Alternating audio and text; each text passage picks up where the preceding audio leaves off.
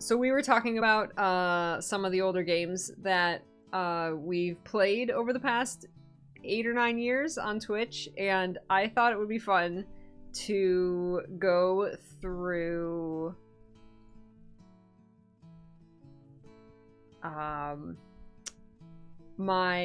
this is my second YouTube channel that has all of my Twitch VODs on it, and it goes back really far, and I thought it would be cool to go through the playlists which just have all of the games that we've played. I know, so much white. Can I change it to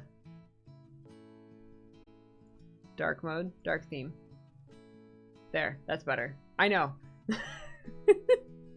There we go. You watch my 14 streams when you're at work? Nice! Thank you so much. Yes, I love having this channel here. Like, it's so easy to throw up these videos because it's just like the raw Twitch VODs. I do for most of it for the past couple years I manually take out the like the intros, like the just chatting at the beginning, and I take out the breaks and stuff so that it's like, you know, as much as I can of getting like just the game. So there's some older VODs that still have like the breaks in there and stuff, but all the newer stuff doesn't. It's funny how you can see the most popular videos, just like some of them make sense, like the Endwalker finale. Okay, it makes sense that that's like one of the most popular videos, right? But like God of War Part 1 like is one of the most popular videos on the channel. Like, it's so weird. Like, the algorithm just decided to go with that one. Just decided that everybody was gonna get fed that one. It's so funny. Did Guild Wars 1 Dungeons? Like, why is that one of the most viewed videos? It's so funny. Shadowbringers finale as well. Mass Effect 2. I still get comments on this Mass Effect 2 DLC. Like, people, like, every month I get, like, comments on that video. You binge both the Kingdom Hearts and 14 playlists occasionally? Nice. Nice. Dibs! 8 years! Good to see you, Dibs. Oh my god, the Tears of the Kingdom finale is already got 11k views. Holy crap. I can understand this. Dragon Age Origins Part 1 has 9k views. Okay. Okay. It's more Shadowbringer. Wow, I never look at the views on this. I can't believe that this is the finale, right? Yeah, that's the finale. Wow. A lot of the finales get views, of course. 9. Nier Automata. I have never gotten more comments that I'm quote-unquote playing the game wrong than Nier Automata. I don't know why. For some reason, that maybe because it's a game that has like multiple endings and like depending on what you do can change what happens, maybe because of that. But I definitely, this one especially, like, I got so many comments saying like, you didn't do it right, or like, how dare you talk during a cutscene? Like, it's crazy. Like, people are so like, you have to play the game the way I think you should play the game. I have not played Mass Effect 3. I have not played Mass Effect 3. No. Well, because I loved Mass Effect 1. I loved 1. I did not like 2 nearly as much. Which is weird because, like, everybody was saying Peachy, Mass Effect 2 was, like, the best. You're gonna love Mass Effect 2. And I'm like, well, I don't want to skip 1 because it is, like, a continuous story. So I was like, I don't really want to skip 1. And everyone's like, 1's okay. And so I was like, well, I'll play 1 and 2, right? So I'll play 1. I loved 1. Absolutely adored Mass Effect 1. When I got to Mass Effect 2, I don't know if I don't think it was a case of, like, everybody hyping it up and then I was disappointed. It was because the like RPG system was like taken out of the game for 2, and that's what I really liked in Mass Effect 1, and they took that out. Plus I don't know, I think the story was better in Mass Effect 1. I don't know, I just really liked it. I usually plan to watch a playthrough starting with one and then and then just not continue. That depends what it is and what you know, if it hooks you, it does, you know, and if not, then it doesn't. The Mass Effect 2 Overlord thumbnail. Yeah, I think that's what gets a lot of people, is the thumbnail I chose is very startling.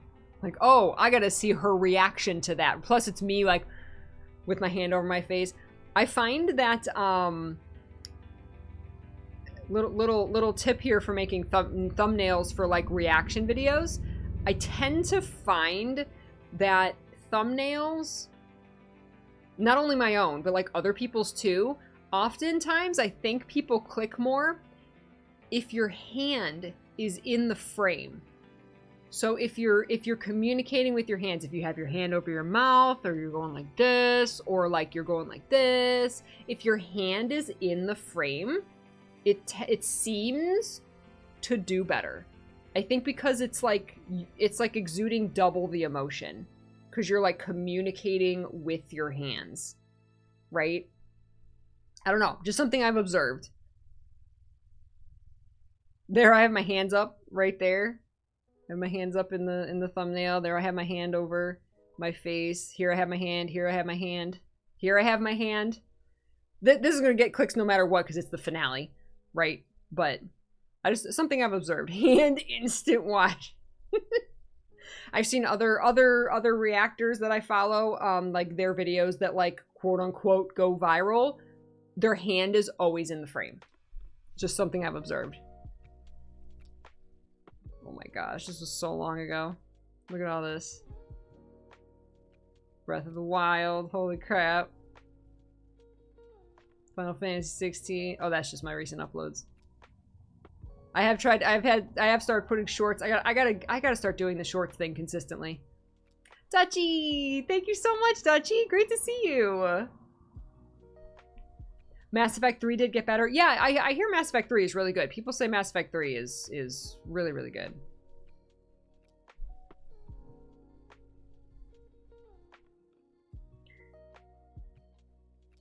So much time playing 3. Are you saying you played 3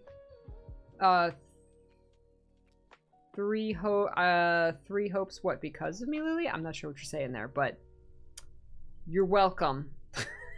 Either way, I still want to play the other 2 routes of 3 Hopes. I still want to play the other 2 routes of 3 Hopes. I feel like there should be more playlists than this. This is the playlists. So these are games. Some of them only had 1 video, like Brothers: A Tale of Two Sons, but most of these are the games that like had more than 1 stream. So these are like a lot of the big games that we played over the years. I know! Dutchy, it's so good to see you. I have been well. I have been well. Thank you. Knuckle Reavers, thank you. Thank you very much. I can't believe it's been 8 years. The Maleficent and Riku thumbnail, yes. Oh my gosh.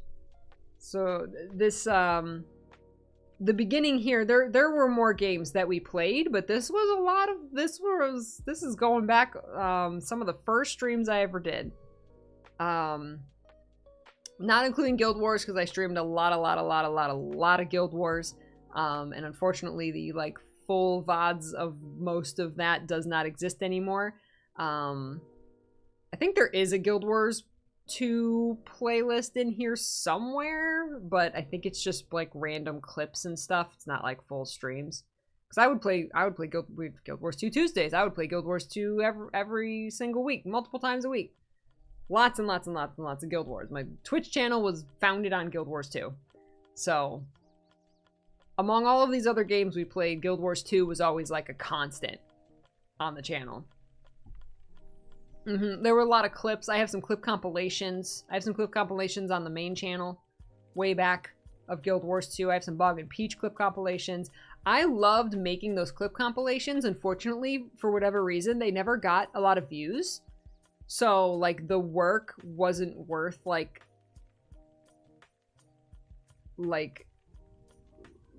not as many people watching them.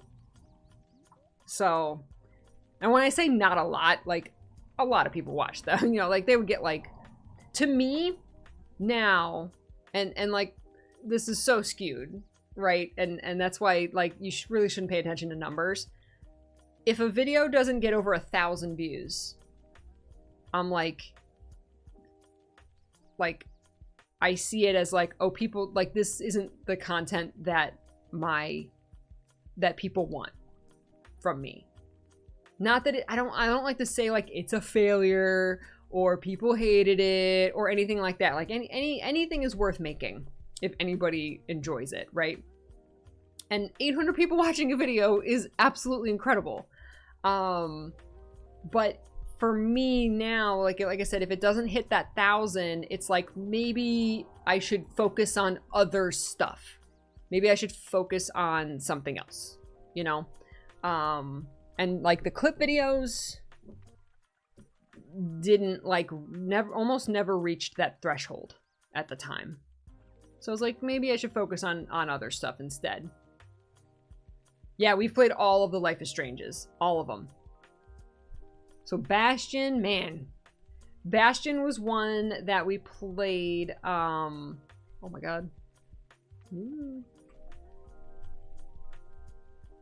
Bastion was one that we played,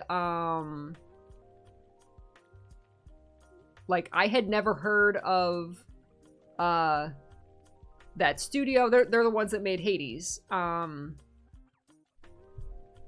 had never heard of them. I had never heard of any of their games. I think they had Bastion and, Transistor, which we also played. And the community, you guys suggested it. Everyone's like, Bastion is so good. Bastion is so good. Same with Child of Light. Everyone's like, Child of Light is so good. You should play Child of Light. I think you'll love it. So I definitely played those like on community recommendation. I mean, granted, probably 70% of the games here were you guys suggesting and saying this game's amazing, you should play it. I loved Bastion. Bastion was so good. My favorite part about it was that the narrator was so dynamic, and like as you did stuff in the game, the narrator would say would narrate exactly what you did. It was so good. Dark Rain, hi Dark Rain. Yes, exactly, Bashy Bunny. As far as like the views on the video, it's a balance of time spent versus the watch ratio, right? How much work and time went into making it versus how many people watched it. Yeah, for sure. Child of Light was good. That was like a RPG. Can I open view? There we go. View playlist. I really liked Child of Light. It was really cute. The only problem with it was all of the dialogue rhymed. Like everything was like a poem, which after a while really annoyed me. Because, like, I can do a little bit of, like, rhyming, but if it's, like, too much, after a while, I'm just like, yay, it has to rhyme. And that just kind of, like, it was a really good game. It was really pretty, and I remember the music was really good.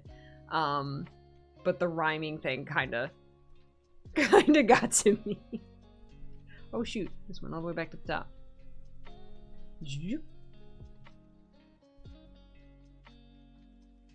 There was a reason for the rhyming. I'm not saying the rhyming was bad, because it was like a fairy tale. So it was kind of like reading a fairy tale storybook that rhymed, right? Like it made sense for the theme of the game. That's just a personal preference thing. But it didn't make the game bad. Just after a while, I was like, okay, enough with the rhyming. We played Undertale. Holy cap. Holy cap. Undertale. I definitely am not like the Undertale stan that a lot of other people are. Like, people are freaking obsessed with Undertale. I was just like, that was cool. It was very different than like anything else I've played, like a typical RPG, and I think that was the point. And I only ever played it once, and I think I got the normal ending, because you can get like a pacifist ending where you don't kill anything. Or you could get a genocide ending where you like just murder everything. You gotta play it twice, Peachy, you know. I will just forever remember Undertale as the game that, Undertale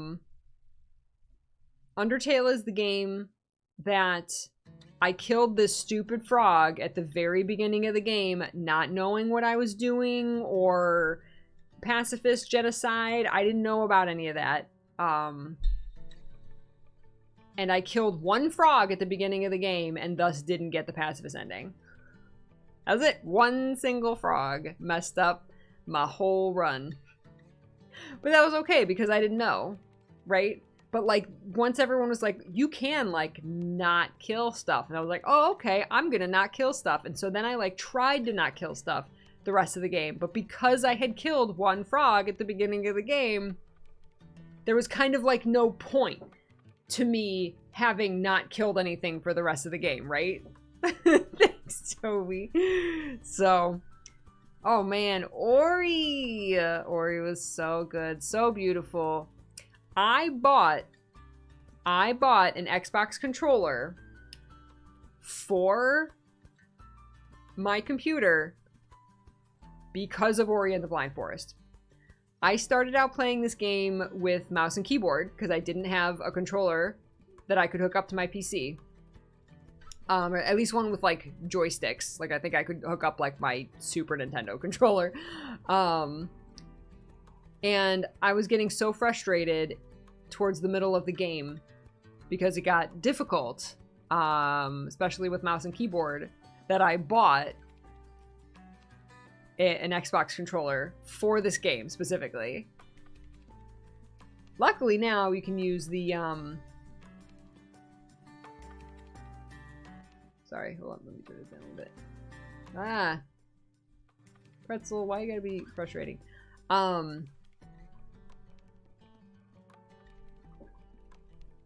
Still one of your favorite games at all time. It is gorgeous, made me cry. Absolutely gorgeous game. The music is so beautiful. Yes, Ori is an eye pleaser. Hey, Joel, thank you so much. Thank you. Gotta play Nier Automata 16 times, right? Oh my god, Life is Strange. Again, another game that you all suggested to me. Said, Peachy, Life is Strange is amazing. You should play it. And it was so different than anything else I had played up to that point. And oh my god, now we've played the entire series. Like, it's incredible. And I gotta say, Life is Strange 1 is still my favorite. And I think one of the reasons is because it was my first experience with Life is Strange, the series. It was my first experience with a game like this. And it went some really, really dark places that I was not expecting at all. And I think that really intrigued me. I was like, I was kind of like, wow, a game can go there. Like a game is not afraid to go there, not afraid to like handle these dark topics and these dark characters, and then just like kind of the weirdness, the supernatural weirdness, especially towards the end. And I just love Max and Chloe, like in the voice acting and everything was just so good. Life is Strange 1 is still my favorite. You have them on the Switch? Nice. Nice. You got a PS5 controller just for Elden Ring? Still haven't played Elden Ring. I probably never will. There's no time. Oh, I've never read the Life is Strange comics. That's amazing, Lilia. We love to see it.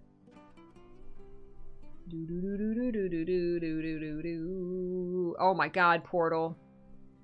Portal 2. Was Portal 1 wasn't multiplayer, right? And then Portal 2 was, because I played Portal 1. I guess that VOD is not on here, or it was just one stream and I don't have a playlist. Portal 2 was so much fun, especially with Bog. Oh my god. We trolled each other so hard. So hard in this game. This was one of those games that like everybody was just dying laughing watching the two of us play this. It was so much fun. It was so much fun. Other than like Guild Wars 2 and like WildStar a tiny bit. This was, I think, one of the first games other than like MMOs that Bog and I really played on stream together. This kind of like was one of the games that like started Bog and Peach. I think this might have been the game. No, well, no, we came up with the Bog and Peach name, I think, back in our WildStar stream. Push the damn button, Peachy, exactly. Oh my god, see? Classic. Classic. Oh my god, Mushroom Wars 1 and 2. I played the Mushroom Wars 2 beta with my sister. My sister got, like, she had a crappy laptop and a crappy mic and, like, crappy internet. But she made it work, and because I said I wanted to play Mushroom Wars with her. And this is a hard game. Mushroom Wars is a very, very challenging real-time strategy game. It's one of those games that I've never really gotten that far in because it's so difficult. Like I get to a point where I can't win very quickly in Mushroom Wars. But it's really fun. So if you like real-time strategy, I highly recommend checking it out. But it does have a very steep difficulty spike. But it's really, really, really fun. And so I played number 1, and I'd actually played Mushroom Wars 1 like long time ago on, I think, like PS3 or something. I just randomly tried like a demo of it one day and loved it. And then so this was, I think, when it came out on Steam. And then Mushroom Wars 2 came out on Steam too. Peachy Sister's doing good. Thank you for asking. Yeah. Her and the family are doing good. And that was my first stream with my sister, was the Mushroom Wars stream. A strange one to start with. Oh my god, Wolf Among Us was so fun. It was really good. It's like a mystery, dark, gritty, fairy tale, kind of Life is Strange-esque. You know what, another game we played really, really, really, really early on, that again, I don't know, it might not even be on here, it might not be in a playlist, Tales from the Borderlands is another super early game that we played.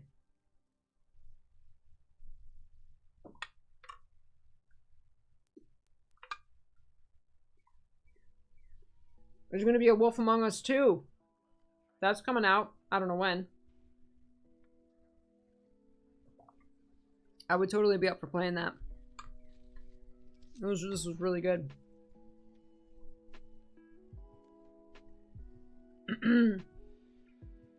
There was a trailer or a teaser or something for Wolf Among Us 2 not too long ago. Sometime this year, wasn't there?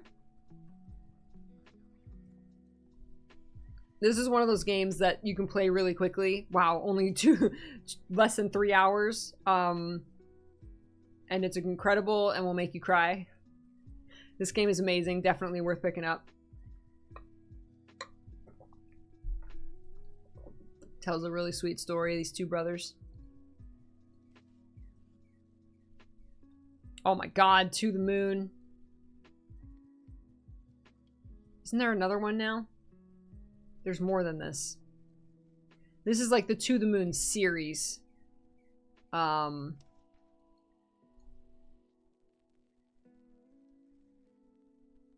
think there's an, yeah, shoot, I keep forgetting the name. There's another one I should add to this playlist. They're all kind of in this series. I don't think I've ever played one of these games and not cried. Like, just big, giant, fat tears down my face. Yes, Peachy with actual peach hair. Oh my god. To the Moon is amazing. Absolutely amazing and beautiful. Imposter Factory, thank you. That's on the channel here somewhere. That's it. Oh my gosh, Tomb Raider Anniversary. I cannot believe we did 6 streams of this.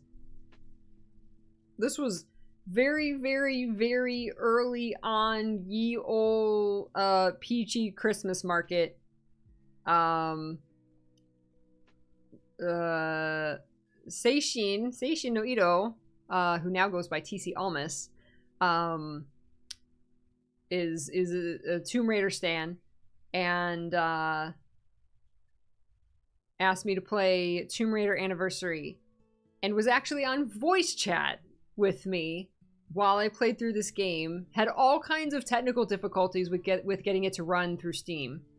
I think at one point we had to like restart the game because it like lost my save. We had all kinds of technical problems with this, but I think we finished it. And Seishin was on voice chat with me the entire time and like was talking about like the history of the game and like, you know, secrets. And this is where the Shankalier the Shankalier meme came from, this game. So that was, wow, that was a time.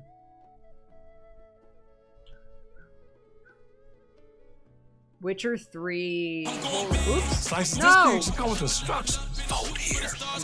Big New York. No, get off my screen. No. View play. No. Back. View playlist. There, that's what I meant to hit. That's what I meant to hit.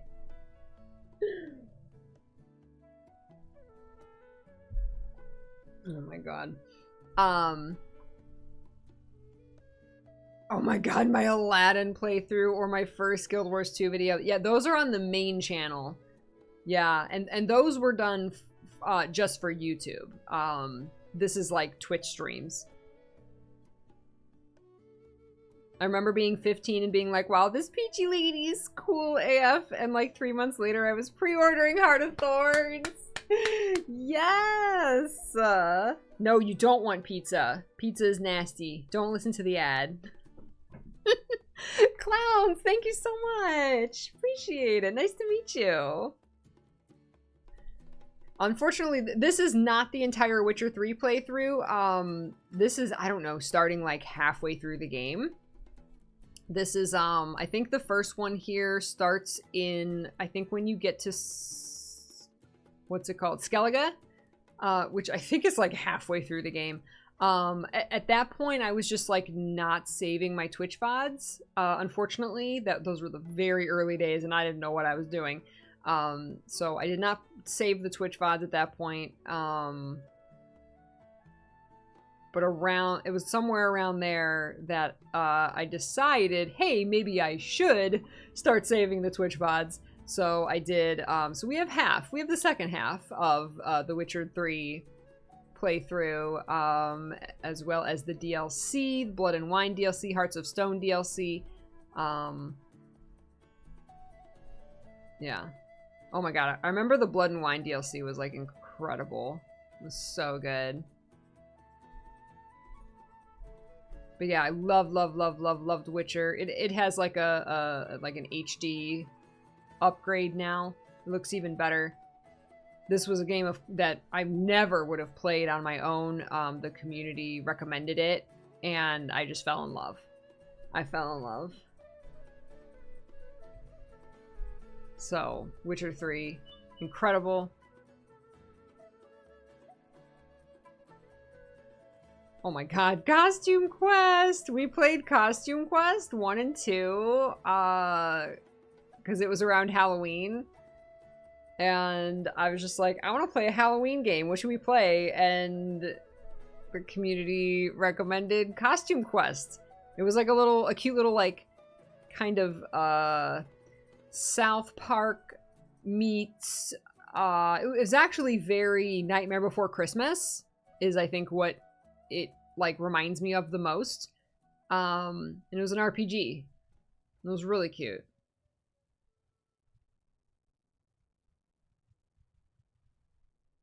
As long as you can still throw a baby into an oven and meet the boot black kid. You just summed up Witcher 3 right there.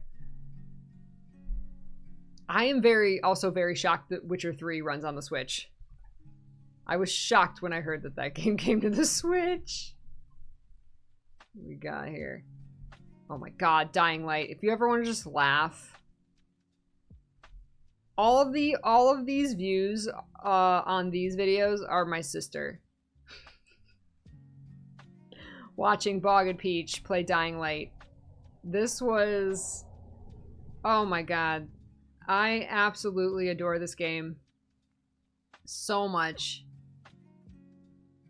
Bog and I played it together. I don't know what, like, I think we were just looking for co-op games, and we started playing this, and like just the community memes and like the moments and the OCs, and just it was this is the zombie parkour game. Bog and I started playing Dying Light 2 that came out last year, I think it was. We never finished it, unfortunately, just because other games and other stuff that it was at a time where a lot of games were coming out. So we and plus I think we were having like connectivity issues with Dying Light 2, so it was like the multiplayer experience was a little frustrating. So we never finished it, but Dying Light 1 was one of my favorite Bog and Peach games that we ever played. It was so much fun. This game, it ran so well. It was so fun doing like the parkour and everything. Fantastic. Alien Isolation, which I've now played twice on this channel. We played it, what, last year? I think we played it last October. I replayed Alien Isolation. It's like my favorite scary game. It's so much fun. I don't know. I don't normally like horror games or like jump scare games, and there's not a crazy amount of jump scares in this game, which I think is part of the reason I like it. It's so much fun. Oh my god. I love Alien Isolation. Oops. There we go. The space puppy. It's the space puppy. Stardew! Oh my god. Look at all these Stardew streams. Oh my god, what is this with the character? Rhubarb and Unicorns End Farm. Oh my god. Oh, these are all Rhubarb and Unicorns End Farm. Holy crap. I've had many farms. I've had many... This one's recent. This one's 3 weeks ago. We did Stardew Valley with crowd control. That's so funny. Gotta love Stardew Valley. Walking Dead. I forgot about this game. Wow. I forgot about The Walking Dead. Whew. Man. We played a lot of this. There was season 1, there was like a DLC, and then season 2, and I think we finished it. I think we finished season 2. And then was there more of this game? Was there a season 3? I think this was... I feel like this was a game that I chose to quit, but I think we finished season 2. There was more, yes. So there was more to this game, but I chose not to play anymore because it got a little too gory for me. There's 5 seasons? Really? Wow. Yeah, it started to get a little too gory for me. Because I had watched the Walking Dead TV series, but I think I only watched like 3 or 4 seasons before I think the show kind of did the same thing. I kind of lost interest in the show. Because for me personally, it started to get a little too like let's sensationalize the gore, because like, you know, we need to do something. We need to make it gorier. We need to make it more horrific. We need to make it something that it hasn't already been, right? And when it gets to that point, like I lose interest. The first couple seasons of the show I absolutely loved. But yeah, it just got to a point where I just like wasn't interested anymore. And then the game itself, definitely just like the gory was just too much for me. I was like, okay, like I'm done. I'm done. There was a comic tie-in DLC as well. Oh, plus it gets kind of nihilistic. Like no matter what you do, certain terrible things are going to happen to get the story back on the rails. Yeah.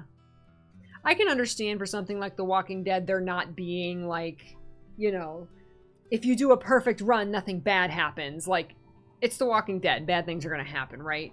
But like, there has to be a sense of like, I made the less bad thing happen, right? Or like, I saved this character or something like that. Like, if it's just like too dark. Not that there's anything wrong with those dark stories. Like, that's perfectly fine. There's nothing wrong with that. It's just my personal preference. It wasn't for me anymore. You can do good, but the other side does what they do. Right.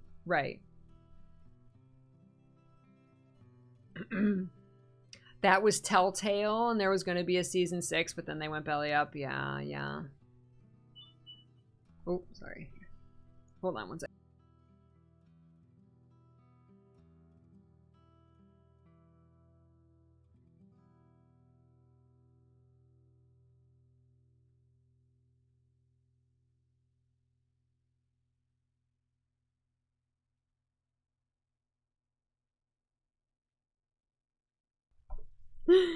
Mr. P sent me a video of like the golf course he's at.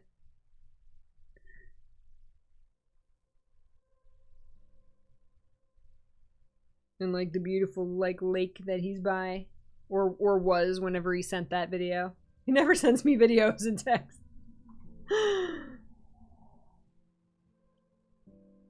The creator of The Walking Dead bought the rights to the Telltale game in order to finish that final season. Really? Wow. That's cool. Oh my god. Oh, Diablo 3. I was like, we didn't play Diablo 3. Ah, we played... What? I got part 2 and part 3. Where is part 1 on here? I have no idea. There's a kind of sort of half a playthrough.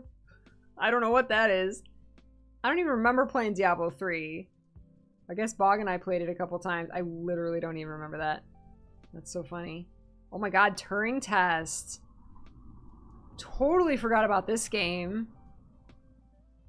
That was a cool little, like, kind of Portal-esque Soma. Like one of those first-person space adventures. Solving puzzles. Trying to, like, figure out the mystery type thing. It was good. It was good. Part 1 was login and server issue. Right.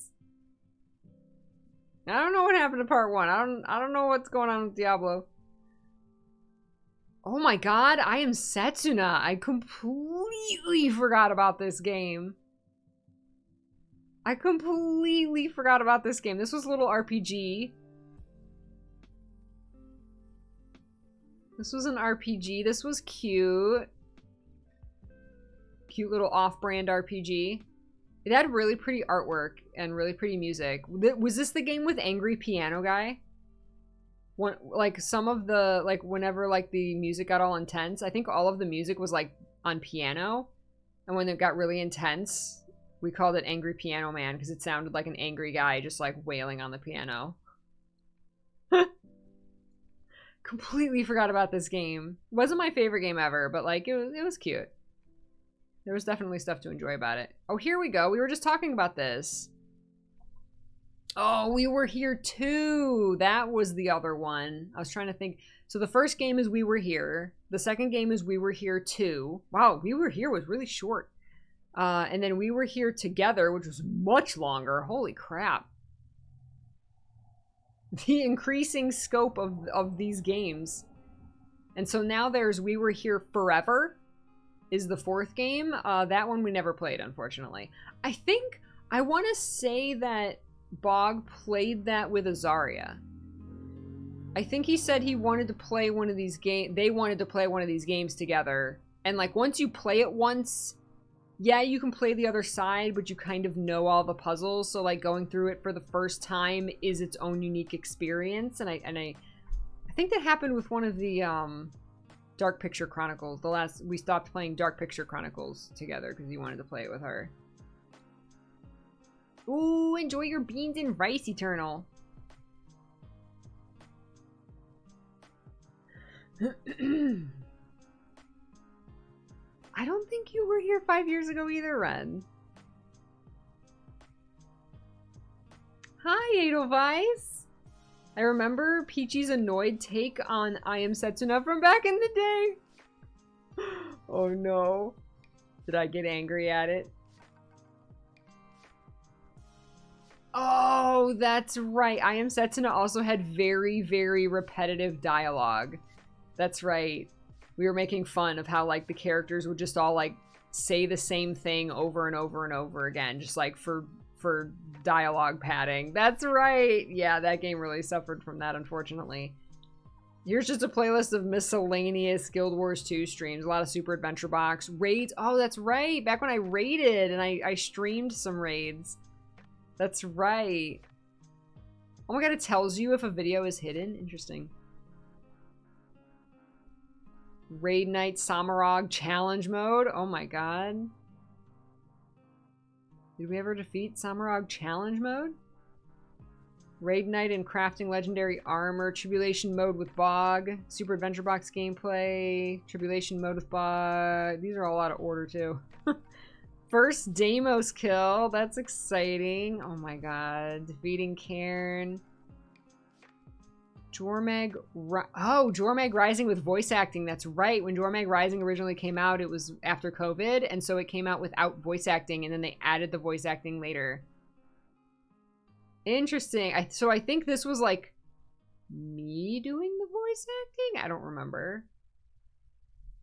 Oh my gosh. That's interesting. Peachy After Dark with the wine in The Witcher 3. Those were spicy. Oh my god. Night in the Woods, yes. Yes, that's gotta be out. Yes, that's right there. Oh my gosh, Ibn Ab.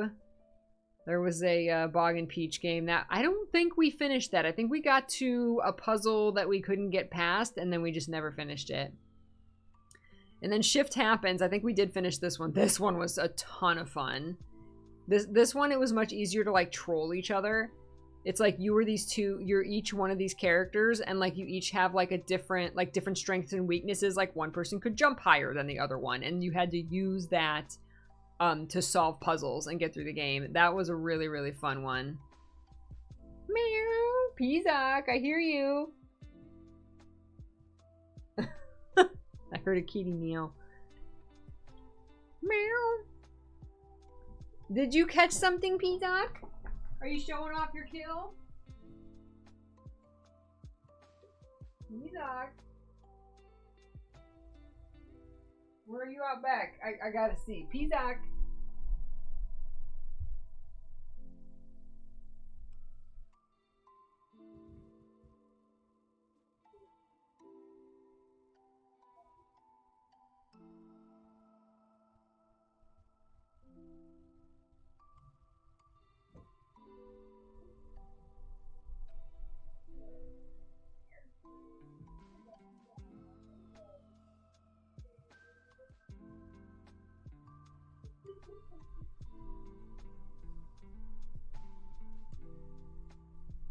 Little Pizak, he's like in the driveway meowing. Meow, what you doing? You talking? Meow. Hi, Skipper. Hi, Mr. Pizak, you talking? What you saying? What you doing? Silly boy. Couldn't come in the window. I told you that this isn't an entrance, but you're just so cute. You coming in, or are you just saying hi? No. No. You just saying hi? Okay. Skipper's like, say hi to me, Mom. Say hi to Skipper. You gonna say hi to Skipper? Meow.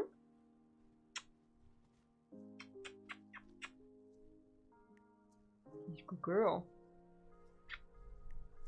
What you doing, silly girl? He's like, Mom, you don't pay attention to me while you're streaming? I pay attention to you all the other times. Good girl. Yeah, you're a good girl.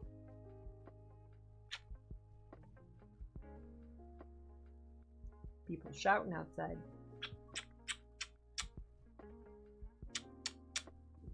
Ooh. Oh my gosh, it's so stressful being a skipper. I know, she moves her ears a lot, doesn't she? You good girl. You want to? She's a good girl. You got a dirty nose. You got a dirty nose from chasing chipmunks? Chasing chipmunks? Digging in their little holes? Yeah? What you doing? You good girl? You good girl? So much kisses. I could just kiss you forever. Good night, Josephine. Sleep well. Just saw the quote. Oh no. Oh my goodness. Let's see. If an op shift happens, oh my god. This I played just purely because I wanted to. An hour 36. Would that be the whole game? There's no way. Would that be the whole game? You can't beat that game in an hour and 36 minutes. I don't think it is. Did we do the whole game? Good night, Conrad. Thank you for being here for it. I appreciate it. I just wanted to chill today, and it's been perfect, so thank you all.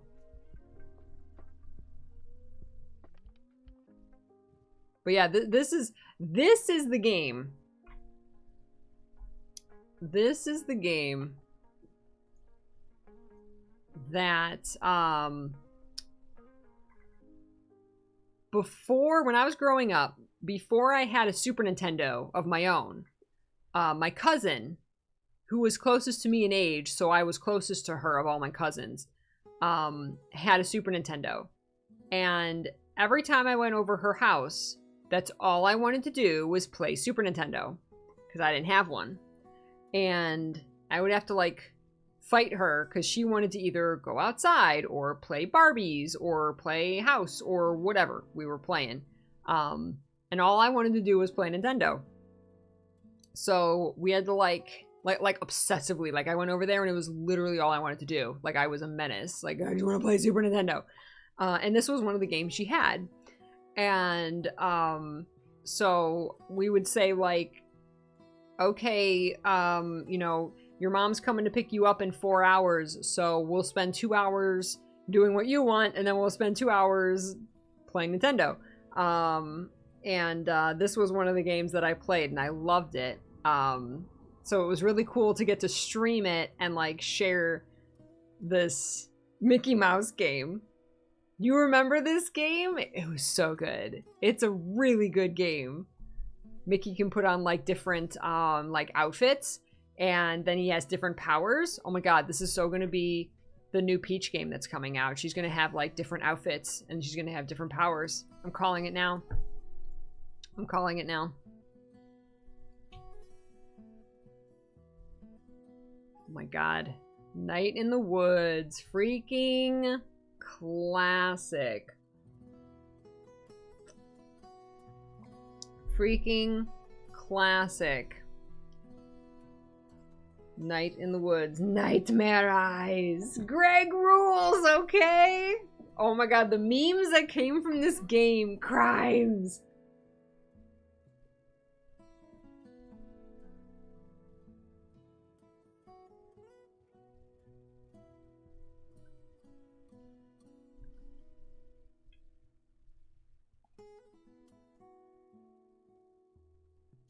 You watched Jacksepticeye play this game? It's really good. And I, like, did all the voices and stuff as best I could. This was a game that the the memes that we came up with as a community and, like, the quotes that we took from the game stuck with me a lot more than the game itself. Like, I would not put this game in, like, you know, my top favorite games, personally.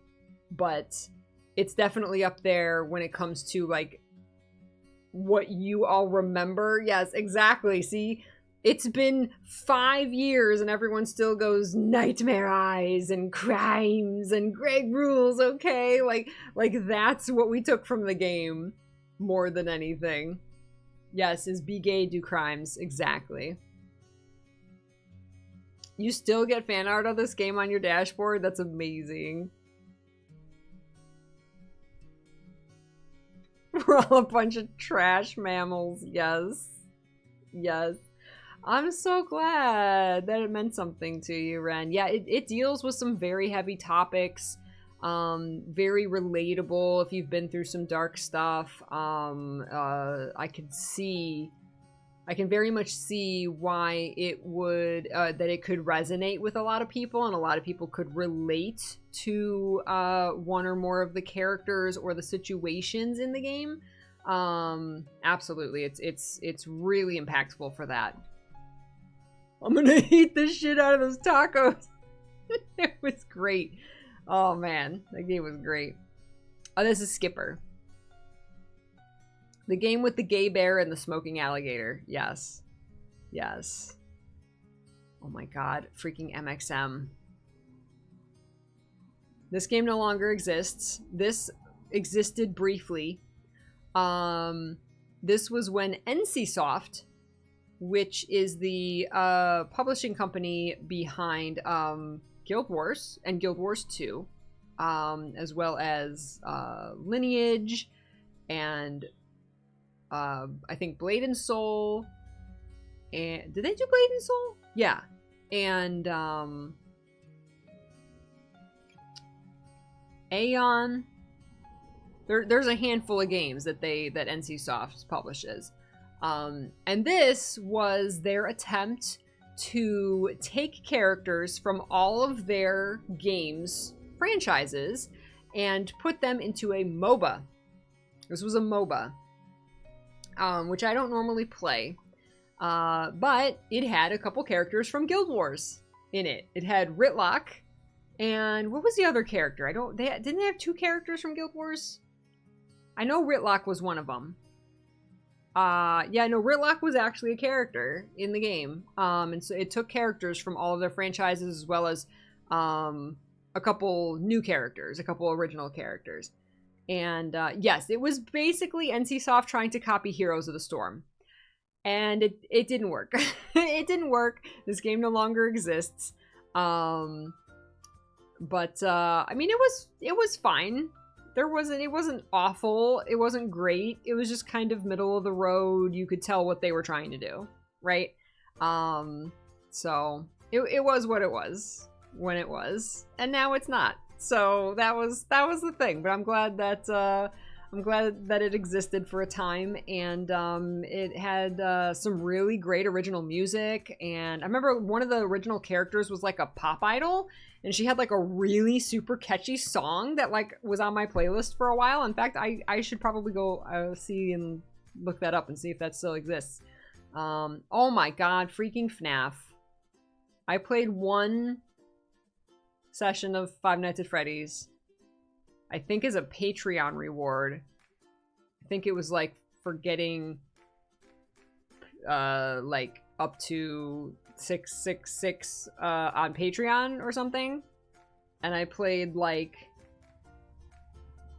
I think I played like 2 nights of FNAF. Moonlight Fox, thank you. We did this. We were the problem. No, this was a ton of fun, and I like played it in the dark. I had to like get super dark in the room. And this was a point where like I agreed to do this because I love Five Nights at Freddy's. I loved watching people play it. I was all into the lore. I was watching theory videos. I actually like read the first novel. So I was super into FNAF. But not playing it because I don't like playing jump scare games. So that was like a Patreon reward. I said I would play FNAF, and it was fun. Oh my god. The Hugo trilogy. Y'all, now this was a trilogy of super old games that I played as a kid, and I had never finished any of the games. These were those games where you would walk around and then you would type something in. You would like walk up to a table with a candlestick on it, and you would have to type in, pick up the candlestick. And then the candlestick would go into your inventory. And then you would walk over to the door, and, you know, open the door, and then it would say the door is locked, and then you would have to go find the key and pick up the key, or pick up the flashlight and then shine flashlight into the crawl space, and it would tell you what you found. And that was the entire game, and you had to solve the mystery. You had to figure out whatever the game's objective was. And the first one was like a haunted house, which my sister and I played endlessly as a kid, but we never finished it because we never had like a guide. We would get so far and then we couldn't figure out what to do. So I said, I want to play the trilogy and actually finish them, because now I have the internet and I can look up the answer, right? So it was really cool to play these games, but finally finish them. And I had to look up a lot of stuff. Like it was, and then chat was trying to help me like figure out what to do. And we were like kind of trying to solve the mystery together. It was really cool. So that was really cool to do that. I totally forgot about that. Am I going to watch the FNAF TV series? I don't know. I'm not too interested in like the movies and the TV series. I'm more interested in like the lore itself more than like I haven't watched gameplay of any of the recent games or anything, so I probably won't. Because it's just going to be horror, which I'm not that interested in. I mean, I don't know. Maybe. Oh, was there a game giveaway? Thank you. I totally missed it. Thank you, Quantum Jack. There's a game giveaway open. 4 games from the Game Vault. Is there gems in there right now? There are Guild Wars 2 gems in there. So, exclamation point waffle if you would like to enter the giveaway for a Steam game from the list or Guild Wars 2 gems.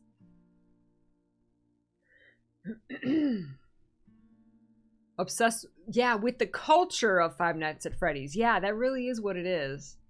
It's really, really interesting. Oh my god, someone mod FNAF and put like Peachy Chan and Rhubarb in there. Yes. Yes. Oh, he's watching. You open up like the security cam footage and it's Peachy Chan. Oh my god. Oh my gosh. I'm doing well, Moonlight Fox. How are you? Hugo Trilogy. Oh, Alan Wake. I'm so hyped for Alan Wake 2. Though it looks very different. Looks very different than this one. It looks way more realistic. And that scares me because it's a horror game. Alan Wake is one of those games that was not anything spectacular, but something about it, like a little piece of it went in my heart. I don't know why. I do not know why. But a little piece of Alan Wake was like, something about Alan Wake was special to me. I think it was the music. Because it introduced me to Poets of the Fall, because there's Poets of the Fall music in it. And just something about like the visuals were very different. The mechanics and like trying to solve this mystery. It wasn't just like walk around and shoot things. It was like you had to use your flashlight, and like the shadows were like sending physical objects in the world at you. Like it would literally like throw a wheelbarrow at you and you would have to use the flashlight to like dissolve it in midair or something. I don't know. And then there was like this whole mystery, and like, I don't know, the characters were really good. There was something special about it to me. And I don't even know how to put my finger on what it was. Nordmay, thank you so much. I'm going to pick a second winner for the giveaway. MS Hart. Nordmay and MS Hart, thank you so much. And congrats.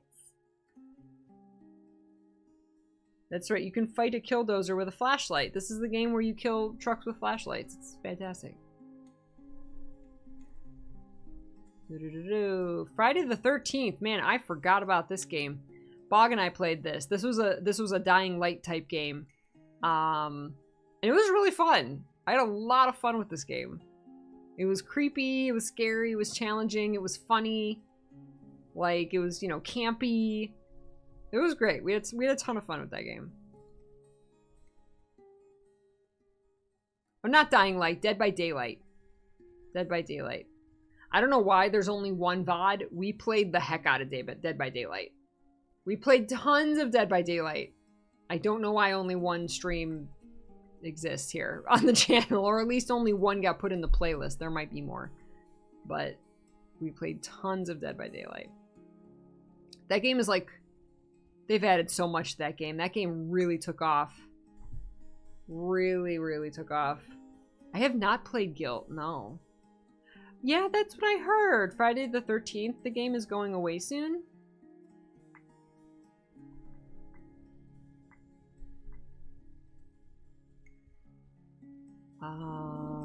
Shh. Skipper. Shh. Skipper.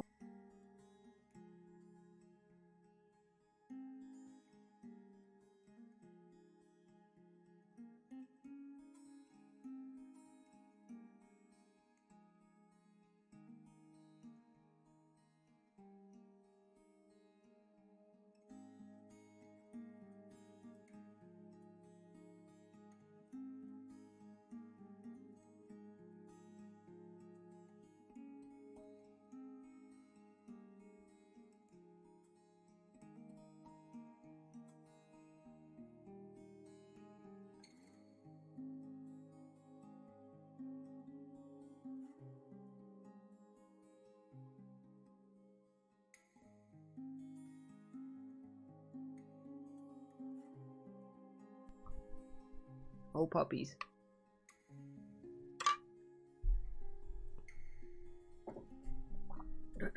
Final Fantasy VI.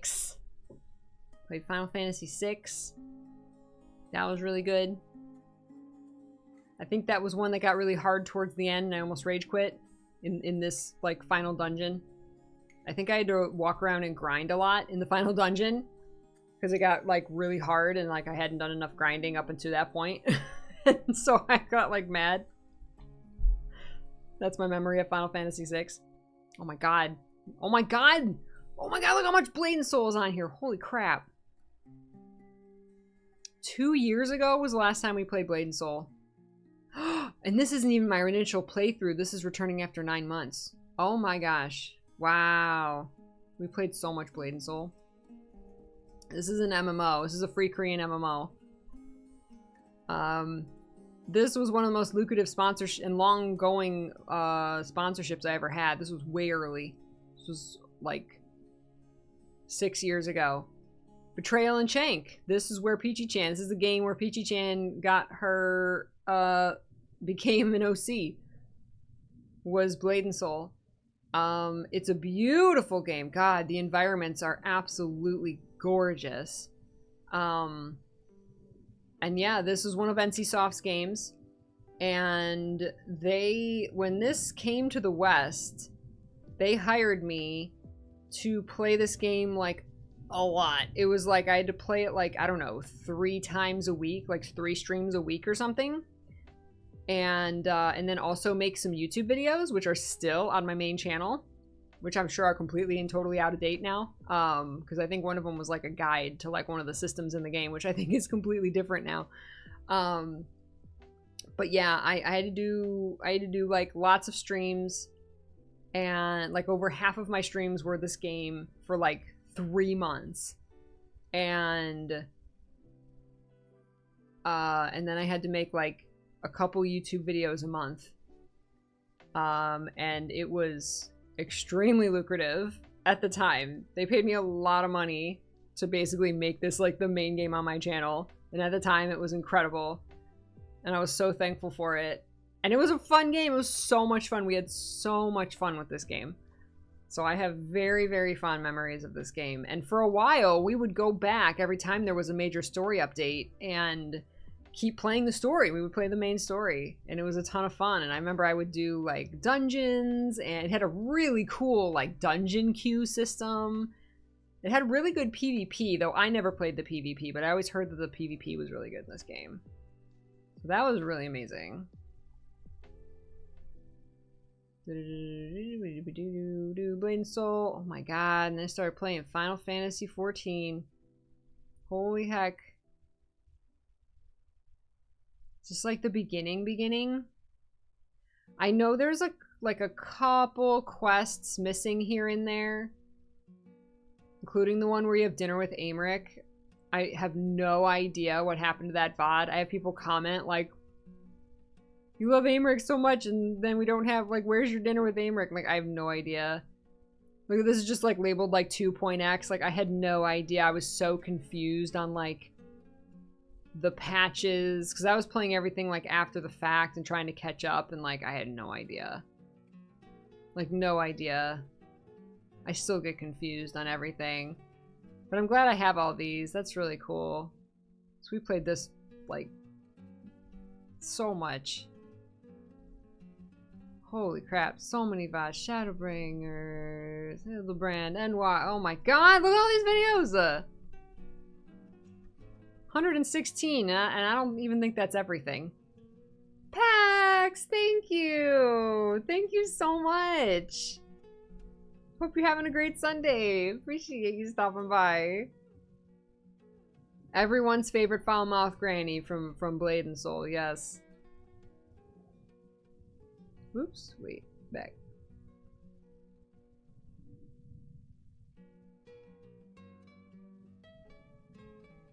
If I tail, oh my god, freaking PUBG. How many PUBG VODs survived? 25? Yeah, no. Bog and I played PUBG for like 3 years. It was 5 years. Okay, it felt like 3 years. It was probably more like 1 or 2 years.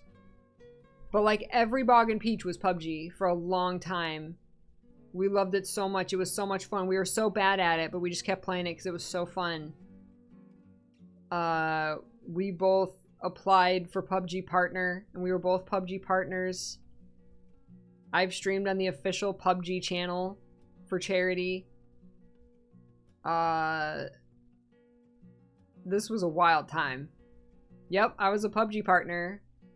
I've even gotten sent like partner like exclusive merch and stuff. I have like a loot box type thing, like a box that's like got the little like wooden like crate printed on it that has like, I don't know, random stuff. They sent it out for like one Christmas.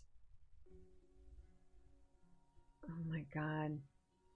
These were good times. And some of this was like really early on when like the game didn't even like run very well. Like some of these early streams were like the game was very rough and very choppy and very like my PC didn't run it very well. And then over time it got better and better and better. Oh my god. Also, most of these views on these videos are my sister. My sister said she just like endlessly, when she used to work at like a corporate job, she's like, I would just put on your Bog and Peach PUBG videos and just like, it would get me through my day. So that was fantastic. I'm surprised more of those didn't survive the Twitch purge. Man, Life is Strange Before the Storm. That was so good. All the Life is Stranges are good. They're all good. Soma. Oh man. Soma was really good. It was really atmospheric. It's like this creepy walkthrough, like trying to figure out what's going on. I don't remember the story, but I remember really liking it. Soma was really good. Horizon Zero Dawn. I still have to play Horizon Forbidden West. Man. Frozen Wilds DLC. Horizon was so good. Oh, this is... See, this jumps, unfortunately, from part 5 to part 9. There was this really unfortunate thing that happened. This was before the Twitch purge, where everybody was forced to... had to delete their VODs if it had copyright stuff in it. This really weird thing happened on Twitch where... Now, on Twitch, your past broadcasts, no matter if you're affiliate, partner, everybody, your past broadcasts expire after a while. And they're deleted. But if you make a highlight of it, if you manually go in and make a highlight, it stays forever on Twitch. They had a glitch that happened where from like a certain period of time, like for a 2-week period, the highlights were deleted instead of the past broadcast, or in addition to the past broadcast, or whatever. There was a glitch on Twitch, and a bunch of highlights from a certain period of time to another period of time were deleted without recovery, and they could not recover them. And they're just like, sorry, like they, you know, apologized, and they were just like, we're sorry this happened, but there's no way to get them back. They're gone forever. We're sorry. And unfortunately, the middle of my Horizon Zero Dawn playthrough was part of that glitch. And that was before I was exporting them to YouTube, or I was exporting stuff to YouTube, but I didn't keep up with it, so I was like behind. And so I hadn't exported those parts yet, and they got deleted. It was the Twitch sundering. Yeah, so unfortunately those parts got deleted. And even more unfortunately, my favorite part of Horizon Zero Dawn, I won't spoil anything, but there's a big like reveal cutscene, a series of reveal cutscenes in the middle of the game that kind of reveal everything that's going on. Here's what's really going on. And they just like, they absolutely blew my mind. They're the coolest series of cutscenes, and I just absolutely love them. And I had my mind was blown. And unfortunately, that part was one of the parts that got deleted. I don't know if it still exists, but I later found there was a YouTube channel that was nothing but people reacting to those cutscenes. They just took every streamer, every content creator they could find, took out those cutscenes and people's reaction to them, and that was their YouTube channel.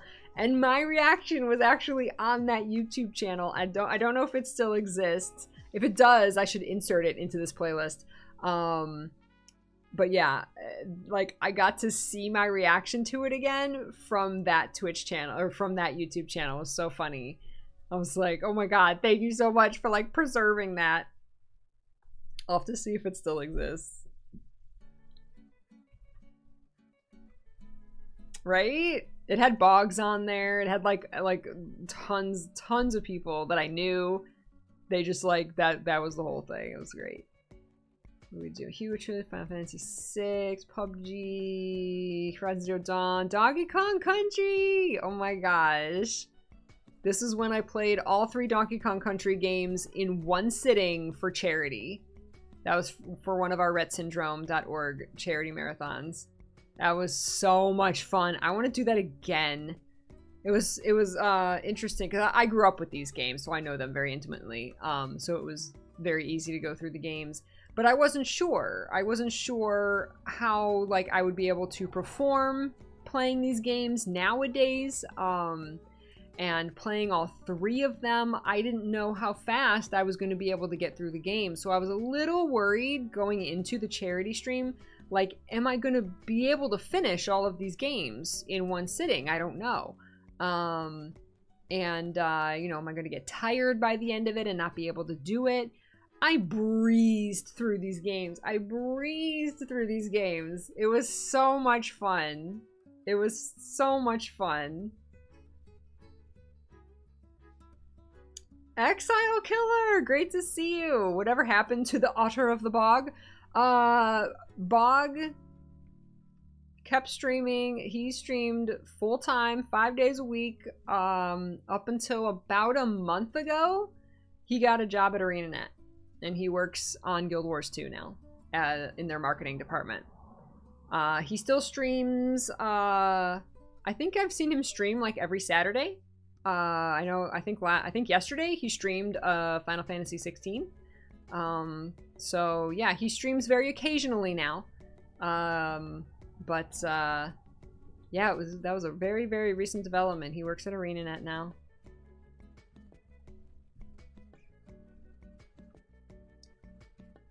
Yeah, I did play Layers of Fear.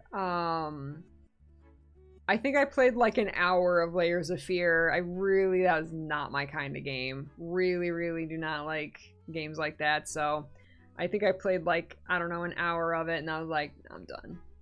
I'm done. Oh my god, they are billions. They are billions. This game is so good. This game is so hard. This is one of the hardest RTSs I've ever played. It's very like Age of Empires-ish, but it's a like kind of like a tower defense as well. You have to defend your city against zombie attacks. And it's brutally difficult. Brutally difficult. And I love it.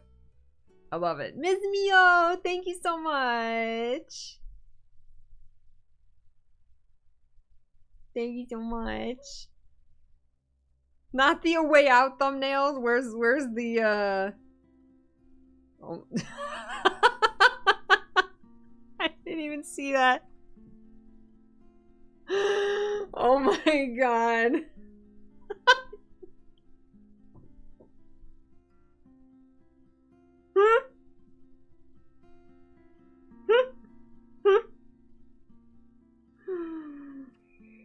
Oh my god. Well then. Oh my god. No, seriously though, this game is one of the best games, one of the best Bog and Peach games we've ever played. This game was cinematically beautiful. It's a co-op only game. And you're two guys breaking out of jail. And it's fantastic. It was so good. And it was so funny. Give me the sheets. Give me the sheets. This is, oh my god, if you want to laugh, Bog and I playing this game was so good. I cried at the end. The end is really emotional. Yeah, it's a prison break. It's a co-op prison break game. And this is it. It took us 7 hours or less. I don't know if the chatting is cut out or the breaks or anything. But yeah, it's like a 6 or 7 hour game. We played it in one sitting and it was absolutely fantastic. I can't say enough about this game. I think even whatever platform this game's on, we played it on PC. It was even like if like only one person had to own it, and I think you could give someone else like permission to download it and play it with you because it is co-op only. So like they even did that. Like I remember like I think Bog bought it and then he like invited me to his game and I didn't even like have to buy it or something like that. I don't remember which ending I got. I don't remember. Miss Mio, thank you for the game giveaway. There's Guild Wars 2 gems available in the game vault. So !waffle to enter the giveaway for a Steam game of your choice from the list or Guild Wars 2 gems. Thank you. Yeah, what was the studio for A Way Out? Have they made anything else? They are billions. Oh my gosh, Monster Hunter World. That was fun. Yeah, Bog and I played that for a bit. We didn't finish it. It's a very like Souls-like game. Going and fighting the big monsters. I remember the combat was a little slow, but like it was by design. This is where the cat would like cook for you. Monster Hunter World was interesting. We never finished it though. This is all on my second YouTube channel. We're just going through the playlists. There's more games than this. These are just the ones like in playlists. The first one ever on here is Bastion. Though I think one of the first games I played on stream that wasn't Guild Wars 2 was Tales from the Borderlands. That VOD doesn't exist anymore. Oh, Last of Us. Last of Us. That was another game that I feel like everybody but me was obsessed with. Like, this was a game that I feel like I always saw everybody just, like, completely obsessed with this game. Oh my god, it's the greatest game that ever exists, ever, in gaming. And I was just like, it was good. It was good. You know, and I was like, I'm glad you like it. It's fine. You know? It was one of those games for me. But I finished it. Got through the whole thing. It was good. I love you! Hold my hand, kiss me! Bo, thank you so much for the raid. How you doing? Thank you! Thank you, Bo. Hi, Bonehead. It's a Bo raid. Aw, thank you so much. We're celebrating. There's a loud beep outside. We're celebrating my 8-year Partnerversary today, if you can believe it. We're going through my second YouTube channel and looking at like all of the games that we've played over the years on the Twitch channel. And it's been a really fun trip down memory lane. Did you hear that? That was something beeping outside. I don't know what that was. I don't know what that was. Yeah, that was me. That was really weird. Oh my gosh. But yes, come on in. Make yourself comfy. Everybody go follow Bo. They're amazing. And I really appreciate it, Bo. Thank you. Bo is a beautiful dream peach. I don't know what Rylakuma is, so no.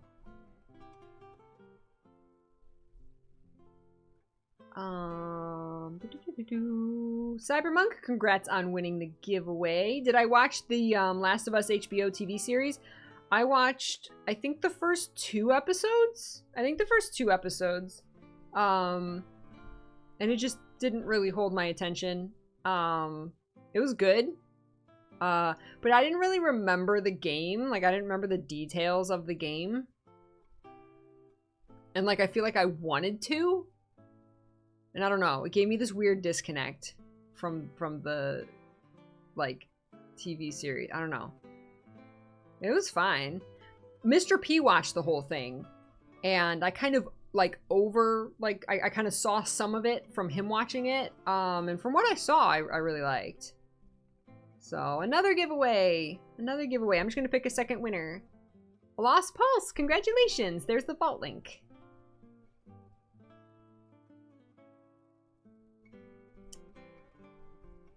And then somewhere around 5 years ago. 5 is officially 5 years ago? It's so funny. Every time I try and calculate how long I've been a Kingdom Hearts fan, I always go back to, I look up when Kingdom Hearts 3 was released. Because that's when I really was Dream Drop. That I kind of like started going super hardcore for Soriku. So started falling into like, oh shoot, Kingdom Hearts is gonna be like my next hyperfixation.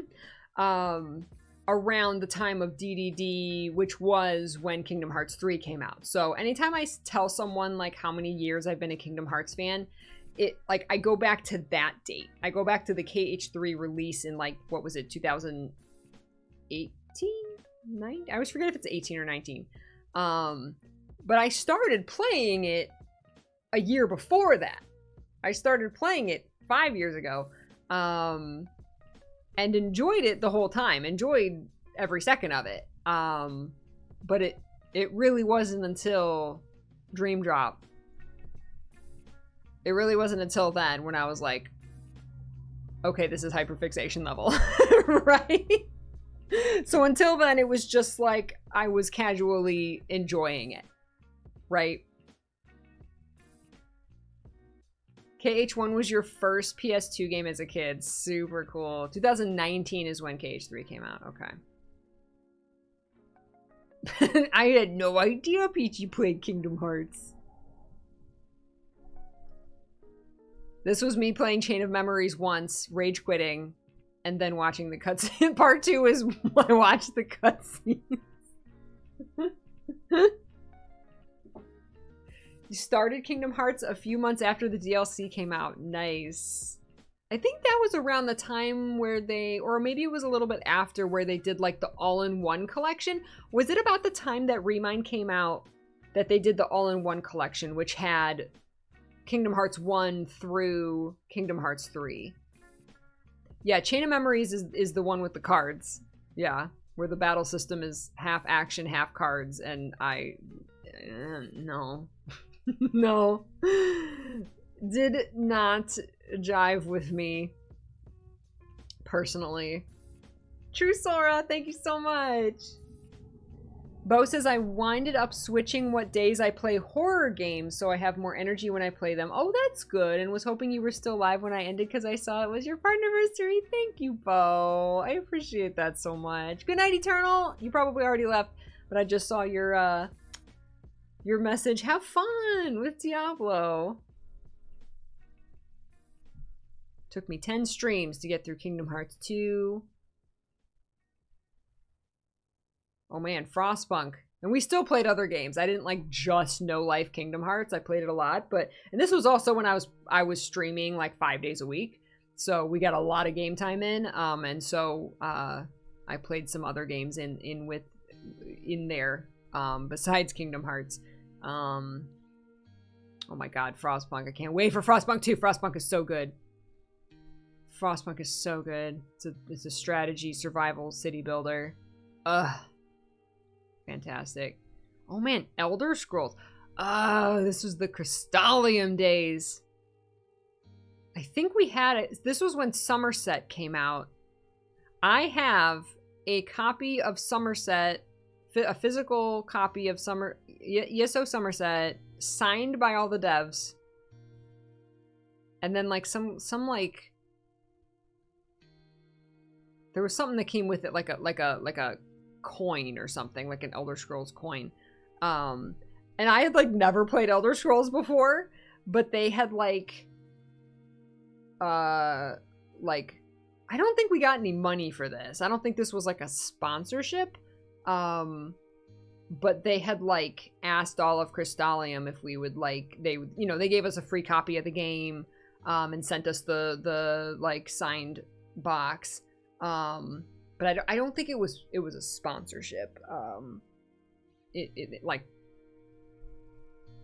I consider a sponsorship personally when they pay you actual money for like playing their game. Otherwise, it's like I got a free copy of the game, right? To me, that's different than a sponsorship. I know some people blend those two. Some people get a free copy of the game and call it a sponsorship. I don't know if it's a sponsorship if they like send you physical merchandise. I don't know. I don't usually call it an actual sponsorship unless I'm flat out paid cash money to play the game. That's just me. And I don't think this was it, but they definitely gave us stuff, hooked us up. I think they like hosted us on their channel or something. But yeah, it was fun while I played it, but like I was starting at like a late game expansion, and it was my first introduction to the franchise. And while it was very pretty, I mean, look at this artwork, it's gorgeous. I just felt this disconnect. Like I felt like I'm coming into this like world that I know nothing about, and everybody else knows more than me. You know what I mean? It was weird.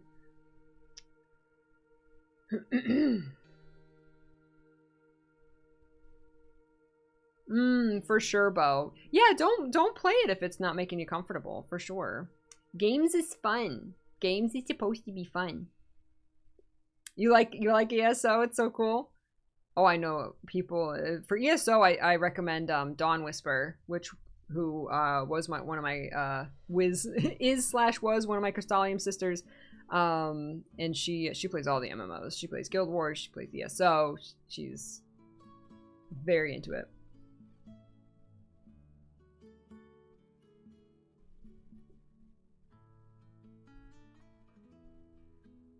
You traded for Kingdom Hearts? Traded Rayman 3 that you got for Christmas and had beat? You traded it for Kingdom Hearts? That's amazing. That's why I want to play the original Chain of Memories, is because I want to see all the sprites. And I want to like read everything in like the little text box, the little like Game Boy Advance text boxes. I want that experience. Dawn is the Sweden of MMO players. I love it. I love it. Moonlighter. Moonlighter combines running a shop and dungeon crawling. And like that progression, like I'm gonna go and farm the dungeon to make money, to get better gear so I can go further into the dungeon, get more loot, get more powerful, get further into the dungeon. It's that, but instead of just selling the gear that you get in the dungeon, you run a shop during the day. You can set the prices, you watch all the little customers come in, they haggle with you, and that is super fun. And so that's your way of selling your stuff and getting the money in order to upgrade your gear. It's super fun.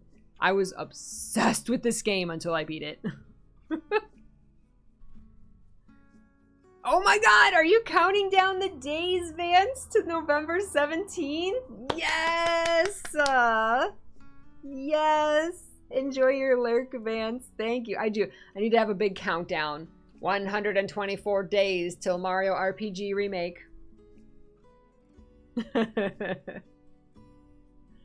Yeah, Moonlighter is on the Switch. It's on Steam. I don't know if it's on other platforms now. It's so good.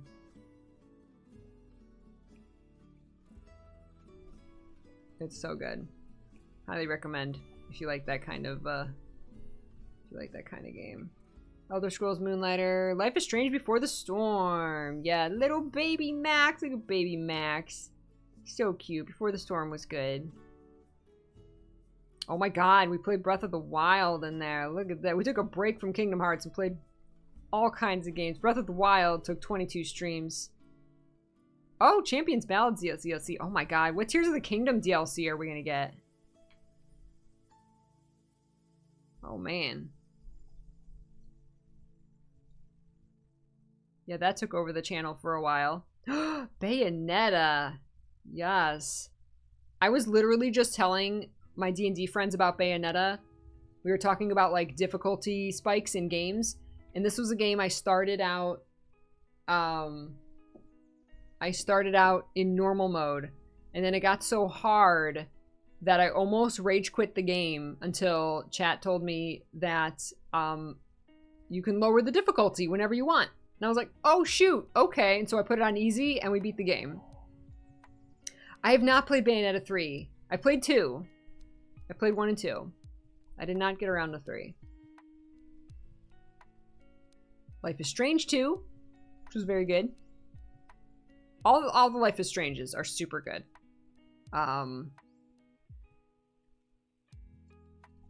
They're all super good. 1 is still my personal favorite. Little Nightmares. Oh man, I forgot about Little Nightmares. That was a creepy game. That was something we played for like Halloween probably. That was one of those like very Tim Burton-esque, atmospheric, creepy, like you're sneaking around and there's all these weird creatures that are trying to like kill you. It was really good. We played the whole thing. It was really good. Thank you, Phil. Happy 8 years. Even though I've been mostly lurking a lot, I'm so glad to have met all of you and actually feel more open with you guys, especially the past couple of years. I'll never be able to thank you all enough. Peachy love, Peachy heart. Aww, Phil, thank you. And thank you for the raid. I totally missed it. I'm sorry. I was blabbing on about video games. Thank you, Phil. I appreciate it. I hope your stream went well today. And thank you so much for the bits. Appreciate you. The difficulty spike got you as well with Bayonetta. Yeah. Yeah, the first one. The second game was fine. The first game got very difficult.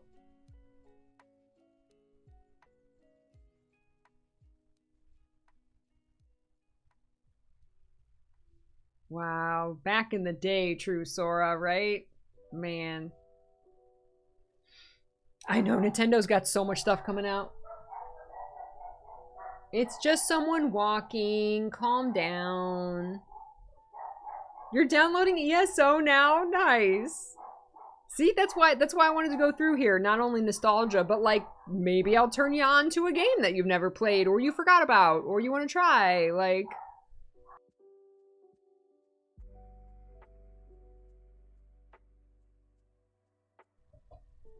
I blame Dawn for a bunch of my MMO addictions. Yes. Okay, and then we went back to Kingdom Hearts. We went back to Kingdom Hearts. We played Birth by Sleep. You gotta love the shirtless Ven thumbnail. A lot of views on the Birth by Sleep. I gotta play Birth by Sleep again. I've gone back and replayed a lot of the games, but I've only played Birth by Sleep once. I really need to play it again.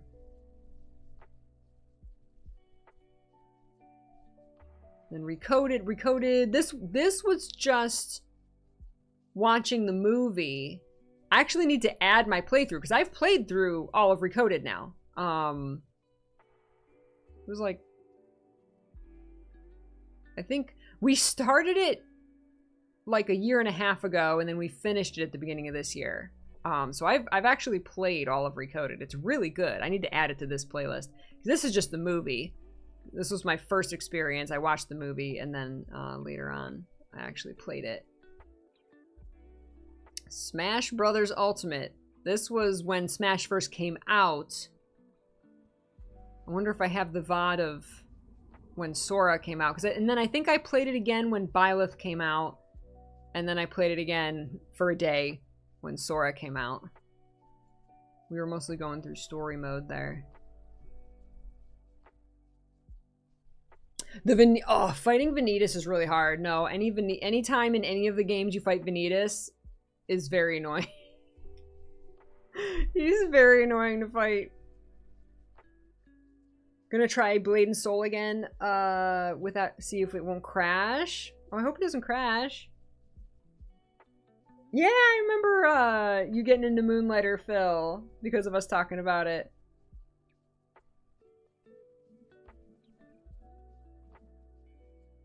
Jack! Thank you, Jack! Appreciate it.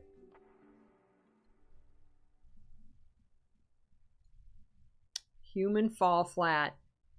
The single funniest Bog and Peach game we have ever played. If you just want your sides to hurt at the stupid and the trolling and like just, it was so easy in this game to just mess with each other. This is like you have kind of these floppy characters that you can move around and you like solve puzzles and you try and get through the level, but you have to work together. And it's so easy to troll each other because it's very sandboxy. It's very just like open and there's physics in place, but like that's it. And you can like, yeah, it's hands up. Anytime you hear us say hands up, that's this game. I've never laughed harder than playing this game with Bog.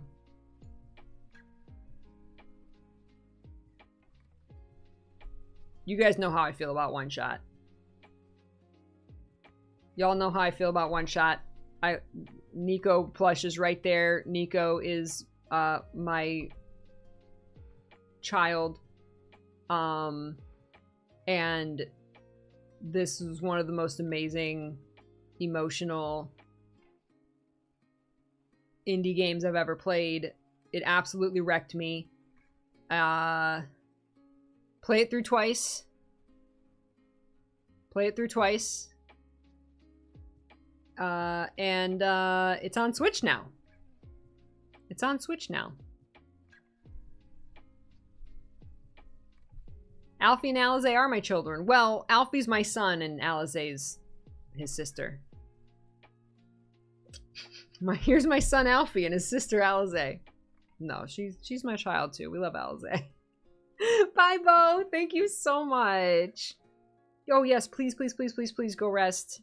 Thank you for hanging out. Thank you so much. I appreciate it. I have a lot of video game children.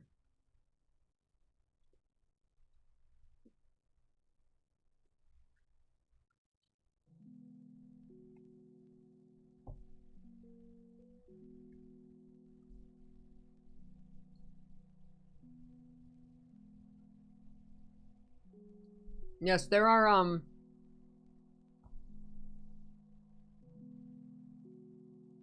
if I had to list like top 3 pieces of media that have made me cry the hardest,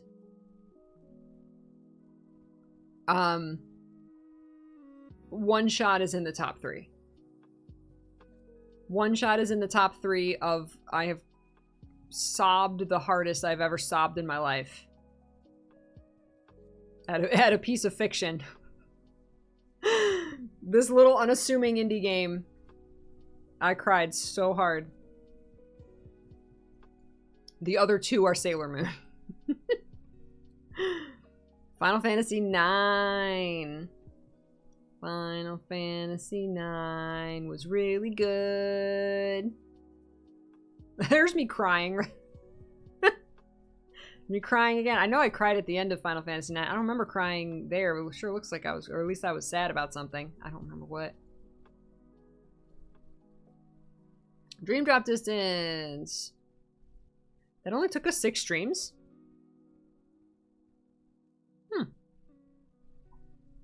Yeah, Dream Drop was when I knew. Dream Drop was when I knew, oh no. Kingdom Hearts is my new hyperfixation.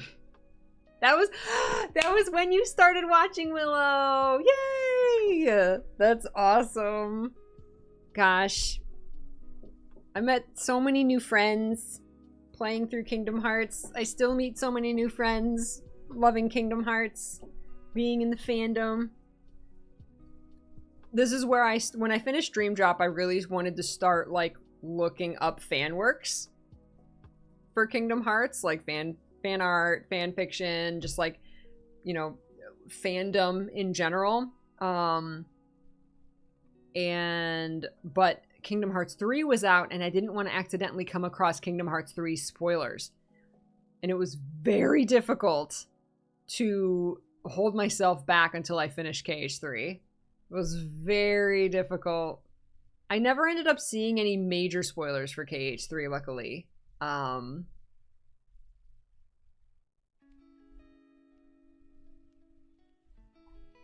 But it was very hard to resist. Back cover. We watched the back cover movie.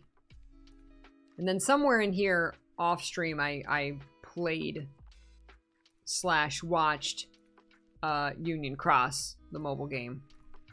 I never did like an on-stream playthrough of Union Cross. I just kind of did that in my own time. Point 2 we played in a day. And then KH3.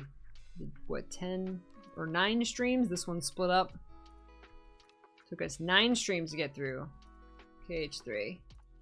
And then I was free! And then I was free, and I could unleash myself onto into the Kingdom Hearts fandom and truly just take part and celebrate. And luckily, by that point, most people had completed the game, because I started KH3 a month after it came out. So by the time then I was done with KH3, because it probably took me a couple weeks, you know, to a month to play through it. Like, you know, it's not like everyone was hiding from spoilers anymore, right? So it was like I got to dive right in. And I was like, finally, I could look up all the fan fiction and all the fan art, and I can, you know, see all the memes and start following people and joining the communities. And like, I just dove head first. Once I was done and all caught up, I was like, let's go. I'm in. Did I looked up fan art during one of the streams after a Sorika scene. Did I really? Oh my god, I do not remember that. That is fantastic. That is fantastic. Started watching when Persona 5 Royal was popular and Peachy came up on my recommended. Oh my god. Really, Echo Ashes? Oh my gosh. That's awesome. Oh, this is out of order. I forgot about Days. We watched Days. And then I have a playlist of the full playthrough. And I think I've added... I think I added the coded playthrough in here? Melody of Memory. Oh, okay. Dark Road Finale. We watched that. Anniversary event. Okay, I have these in like the order that I played, so... I played Coded Part 1 2 years ago, and then earlier this year I finished playing Recoded. Yeah. So this would be me already kind of knowing the story of Recoded and just actually playing it.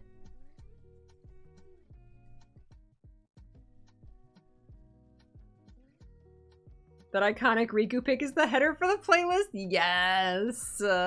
Yes, as it should be. Oh no, Remind. That's right, I cosplayed.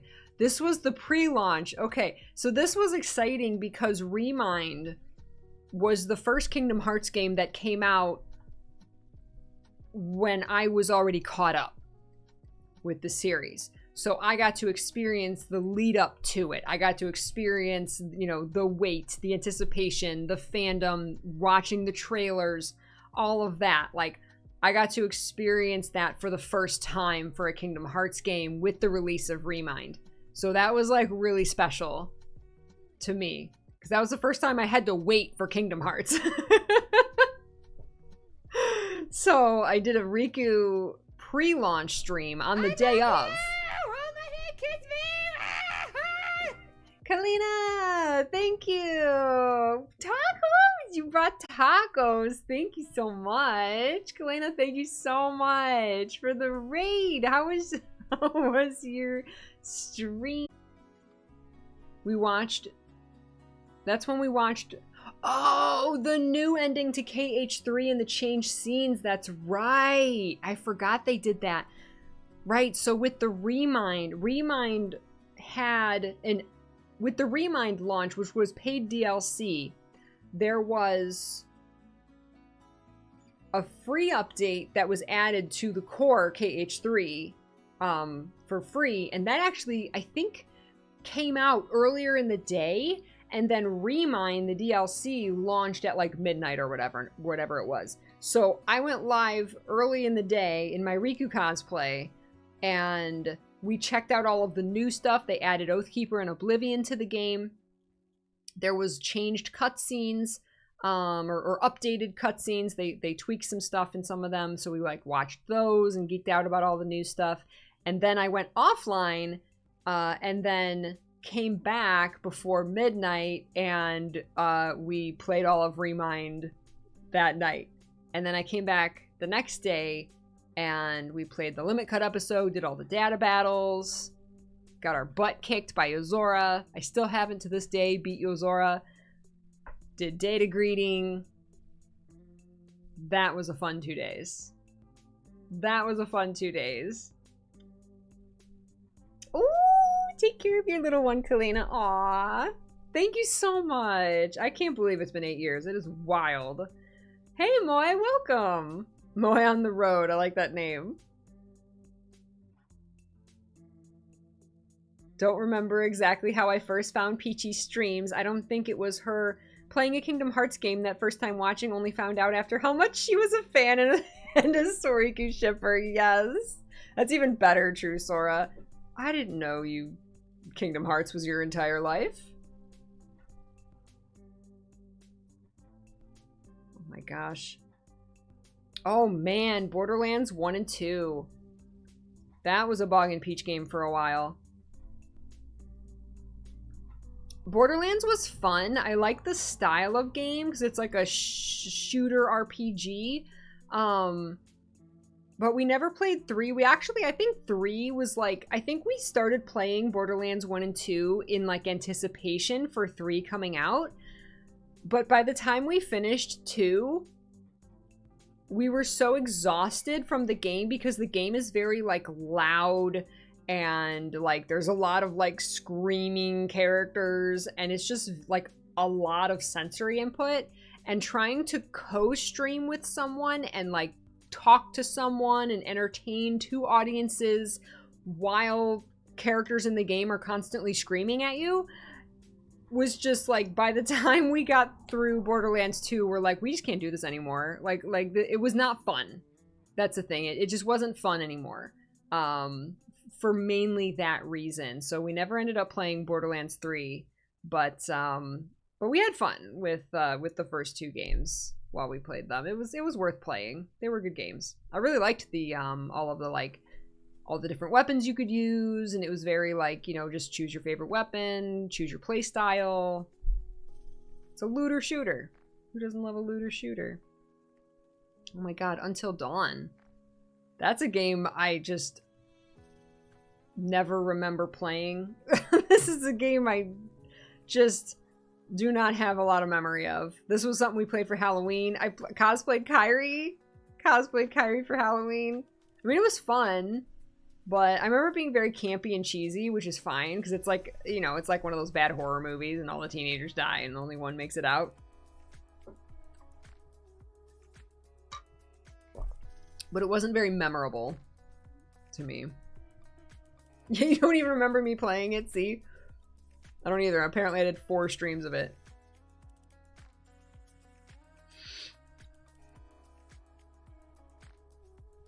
God of War. The algorithm said, if you're looking for a God of War playthrough, Peachy's pretty cool. Because holy crap, these have a lot of views compared to my other videos. And I don't know why. I don't know why. The algorithm just picked this one up. I don't know if it's like, I don't know, girl with purple hair plays God of War. I have no idea. I have no idea. But here you go. And God of War was an absolutely amazing game.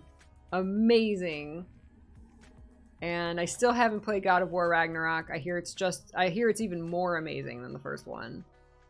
I'll play it someday. Someday, and Mr. P is home, and the puppies are gonna bark.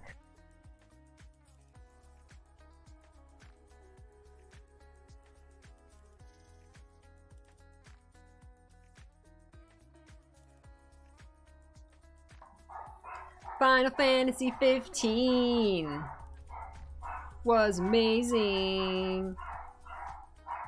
It had some serious issues, story-wise, but it was really, really good, and I love these boys. Someone was literally just here today who said, I came here from your episode Ignis playthrough on YouTube. Magic! Thank you so much! Sorry for the puppies, hold on.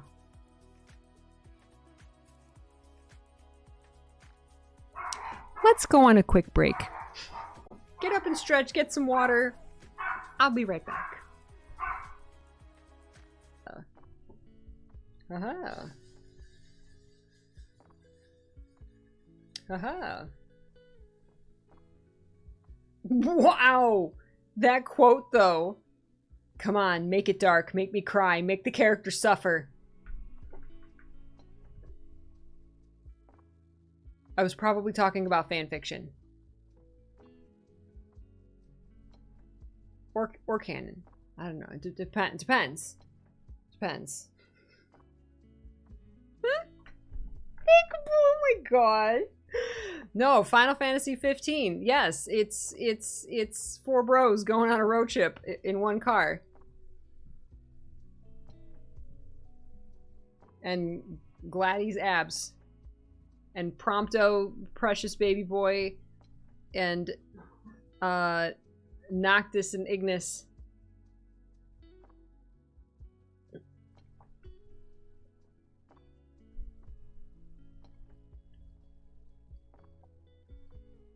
It was all worth it for that one choice you get at the end that destroyed me. And the Ignis DLC. The Ignis DLC is ridiculous. Look at that's got the most views. No, oh no, episode Arden has the most views actually. I think because people are just thirsty for Arden for some reason. Not I. Hey, Takuto.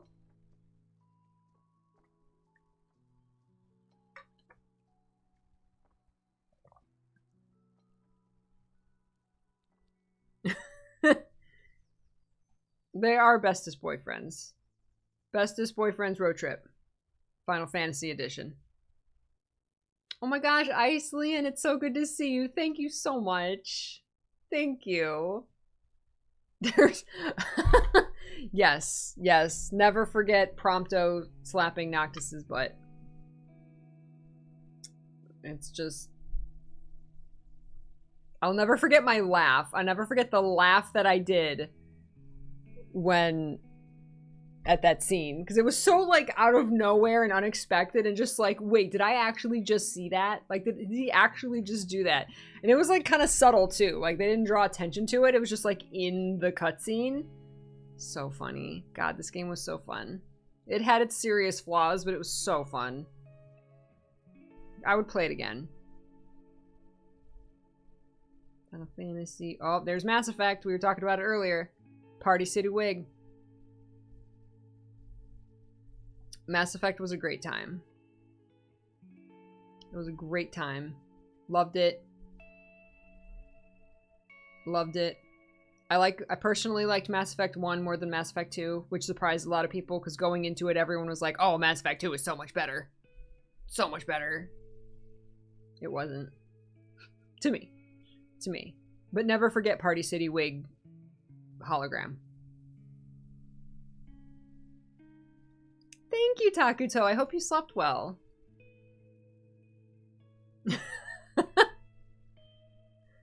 God of War, Final Fantasy, Max Effect, Dream Daddy! Wow. Took us 4 streams to get through a whole Dream Daddy run. I loved the Dream Daddy. It was so good. The only problem is that it's a dating sim. So it's nothing but reading, which is exhausting on stream. So that was the only problem with Dream Daddy. So like I would love to play Dream Daddy again, but I won't because of the reading. Like, reading is fine in games if there's gameplay, like if you're running around and doing stuff and there's gameplay in between the reading, that's fine. But a dating sim is literally nothing but reading. And it's like absolutely exhausting and like physically hurts my jaw to play a game like this, unfortunately. So, but it was, oh my god, it was so much fun, and we had some amazing like moments and laughs while playing this. Aw, thank you, Comic. Mass Effect Andromeda. Never played Mass Effect Andromeda. I've heard mixed things. Gotta go back to 15 eventually. I'm only at the point where you meet up with Gladys' sister. Oh, wow. Yeah, no, the ending is amazing. The ending is really good. There's some incredibly... I gotta go back and watch. There's something... I don't want to spoil it for you, if you don't know. There's a certain choice you have to make towards the end that is just... like, chef's kiss brilliance... and so impactful and just destroyed my emotions, and I loved it. Nier Automata. Such monotone. such black and white. Such robot orgy. Nier Automata was a time. And has a lot of views. These have a lot of views. And like I said, Nier Automata is... I've never gotten more comments on, especially the finale of a game that, like, told me to shut up during cutscenes. I've gotten so many comments on this video, like, you talk during the cutscenes, how dare you? Or, like, you did this part wrong. Or, like, a lot of criticism on, like, the way I experienced this game. I don't know why there's such a high number of people who just want to tell me I did it wrong on this game. It's so weird.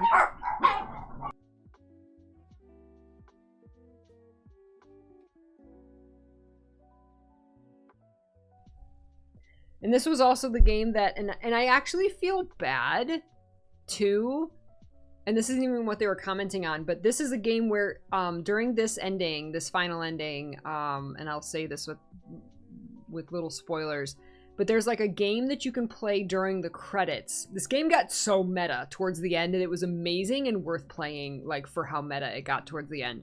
But there's like a mini game that you play during the credits that just kind of goes at least the way I was playing it, goes on and on and on and on and on and on and on and on and on and on and on. And like, I was like, I got really frustrated at one point.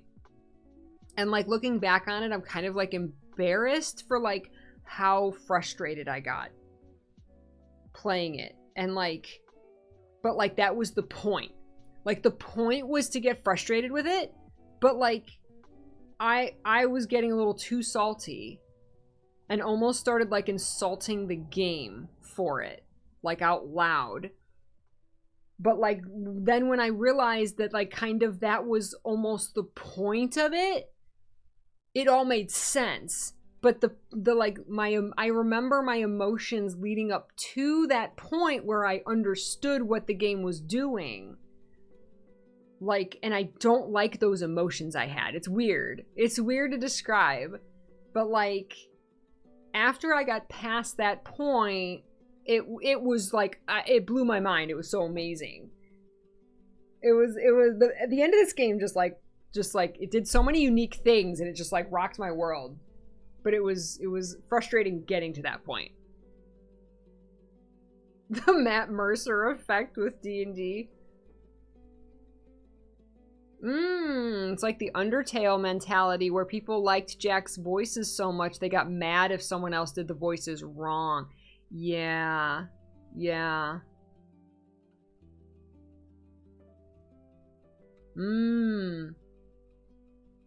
I actually echo Ashes. That's interesting. Says the game doesn't even, like Undertale, doesn't even have voice acting. And then people make up like fan voices of what they think it would sound like, but then fans like disagree, like that's not what they would sound like, right? Edelweiss, thank you for the 83 months. Thank you so much.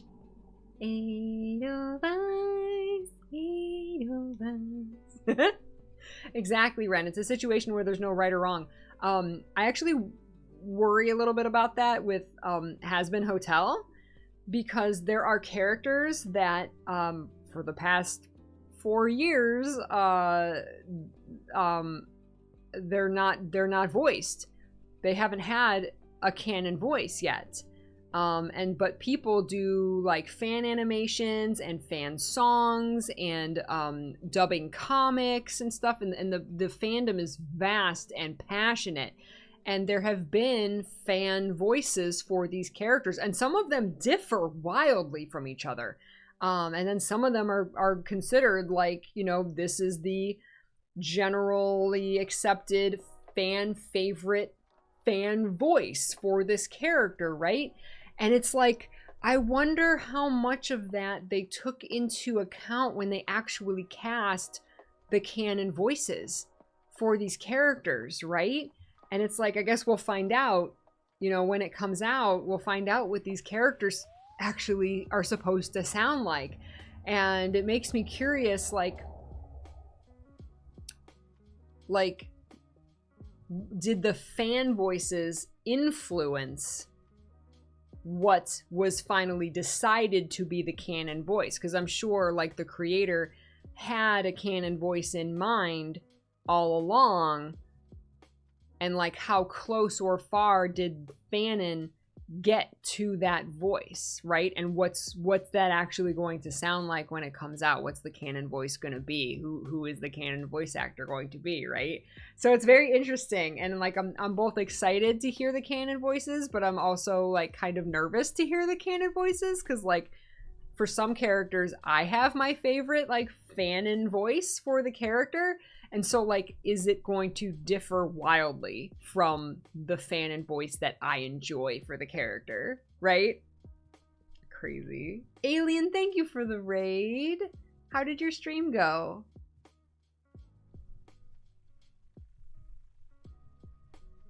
Oh my gosh. Has Undertale ever had...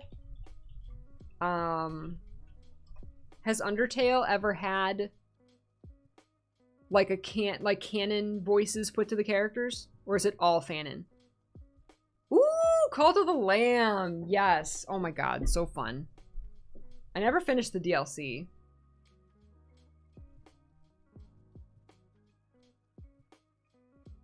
Yes, I like that, Enla. I like that very much. It's up to each particular production's interpretation of that character. I love that.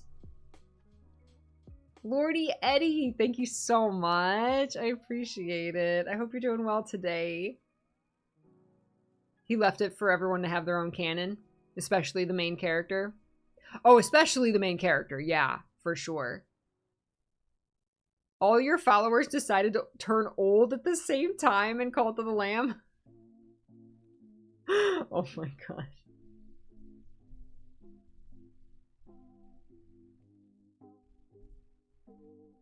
Where are we? Where are we? Near Automata. Ah, Soriku Sims.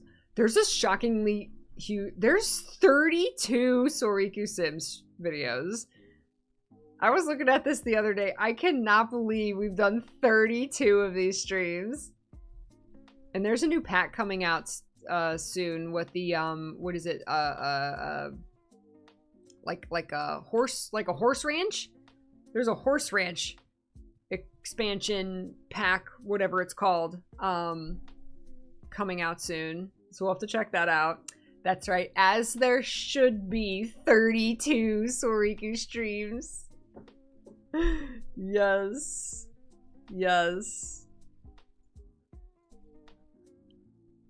Oh my gosh, Dragon Age Origins. We never finished this, did we?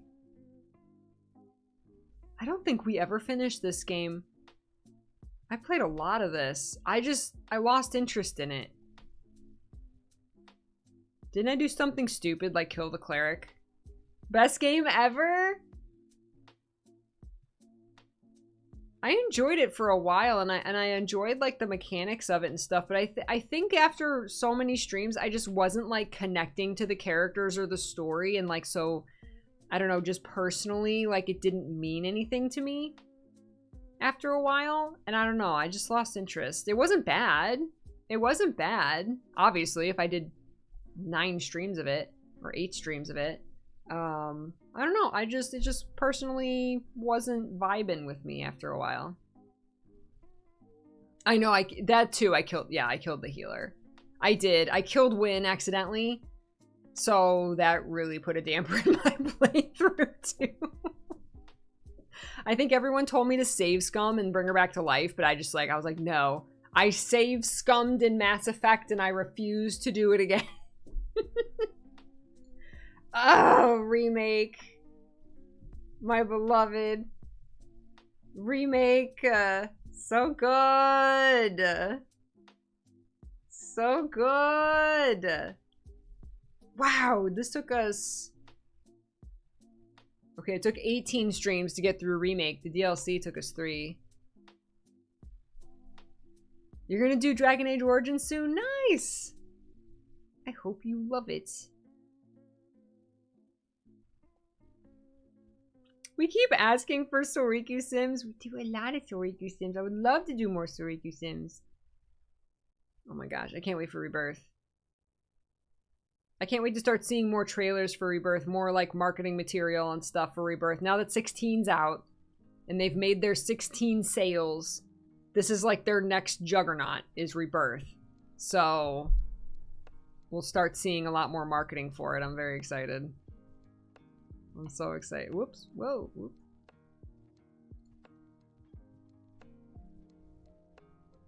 Oh my god. Persona 5. Holy crap. What was it? 52 streams! 52 streams! To get through Persona 5 Royal. This was the longest game. I say that, actually. Fire Emblem 3 Houses was the longest game. This was the longest game. Oh my god. This was the game that just didn't end. But we did it! We did it. We made it through.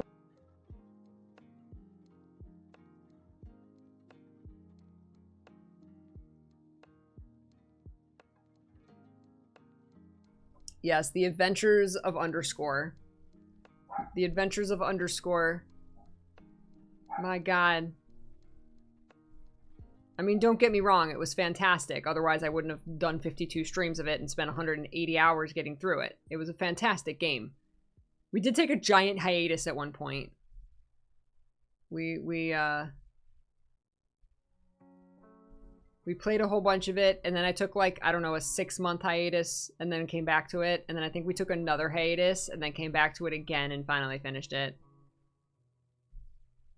We played the, wait, Royal Finale. Where's the... There was like a DLC or something too, right? That should be it. Why isn't that in this playlist? Oh, oh, no, it was Royal. So here's the Persona 5 ending. And then Royal just kept going. Royal had like a DLC, an extra story in with it. It wasn't like a separate thing technically. It just kind of, the story kept going. And then here's the Royal Finale. That's what it was, which was really good. It was really good. It was longer because of Underscore's conflicting feelings for Kawamami. No, my conflicting feelings about Kawamami is that there's actually a figure of her. There's a, I don't know if it's a pop-up parade or not, that brand, but there is a Becky statue that I am torn on getting. She is my waifu. And every time I'm reminded, I'm like, why do I not have... No, well... Okay, listen. Persona 5 Royal was 52 videos. 3 Houses is 45 videos, but... I played a bunch of this off stream. I played a bunch of this on the second 2 runs off stream. So... This was absolutely longer. This was actually playing all 3 routes was like twice, no, not twice.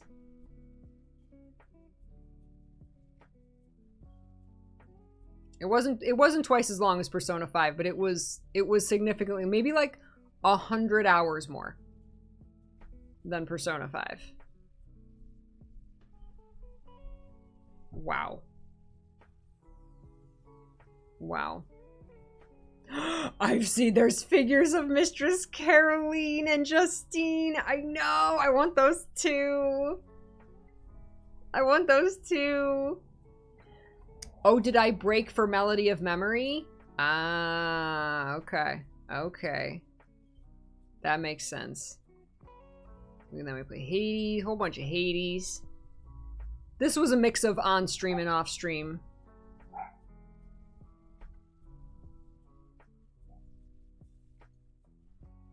Pikmin 3!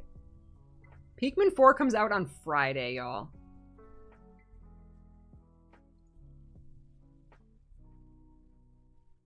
And then Melody of Memory. I played... I think a lot of this was just going for platinum, because I did this weird. I tried not streaming my first playthrough. I tried just playing it off stream and record. I recorded my reaction, and the highlights are on my main channel. But I tried playing it off stream because I just wanted to experience it for me, like without the pressure of streaming. But not only have I learned many times now that I just don't like that. I like playing games with you all. It enhances my experience. But this was not a good game to try it with Kingdom Hearts because it's just a lot of playing songs, which is fine, but like it got boring, not boring, but it like besides just playing the songs, like I wanted to have conversation while I was playing it, right? Even though it was all repeated content, repeated songs, repeated cutscenes, and the flashbacks and the recaps and stuff. I don't know. It was very strange. So like I played a bunch of it, and then I was missing you all. So I streamed a couple hours of it in the middle of the game. And then I played the rest of it off stream, including the cutscenes at the end. I played off stream and just recorded my reaction and uploaded it to YouTube later. But then afterwards, I regretted it. Because, like, I didn't have everybody's thoughts, like, immediately. And, like, so then I did more streams of, like, just kind of playing, going for platinum, unlocking stuff, talking about stuff, geeking out. It was weird. It was kind of broken up. I tried doing that back when, I think it was no, Path of Fire? Did I play Path of Fire offline?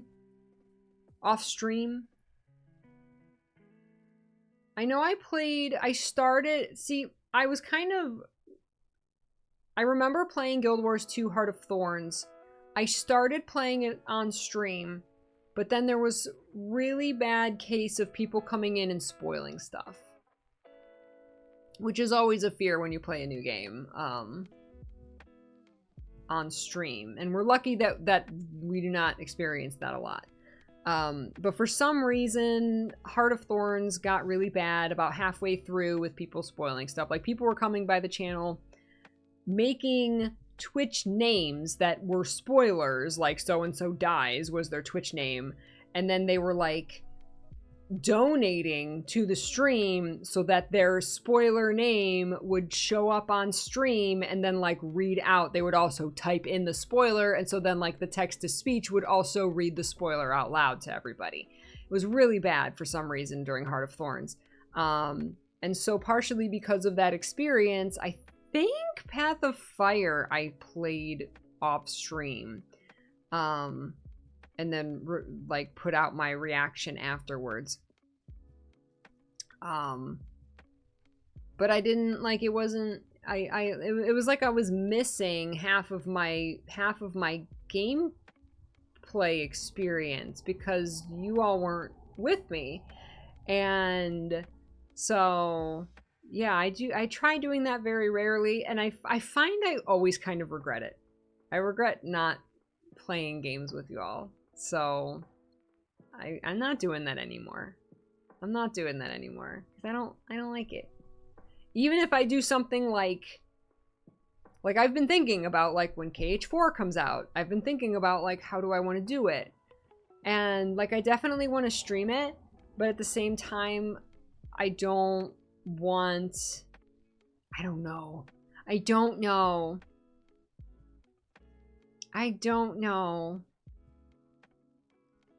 I feel like I want to stream it, but, like, not look at chat hardly at all. Like, I want to have my own experience and my own, but I want to share the experience as well. I'm very conflicted. I'm very conflicted. Video games are important, okay? Age of Calamity.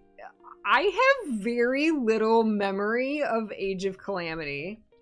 It's weird. Like, did this game have a story? Because, man, do I not remember it, like, at all. Like, at all. I have so little memory of this game. I remember the low frame rate and just killing a bajillion enemies. I don't have a lot of other memories of this game. I'm not sure why. I just don't. I mean, it was good. I enjoyed it a lot. Yes, but the best part about this game was learning that the King of Hyrule's name is Bosphorus. That was the best part of Age of Calamity. Hey, Alaska.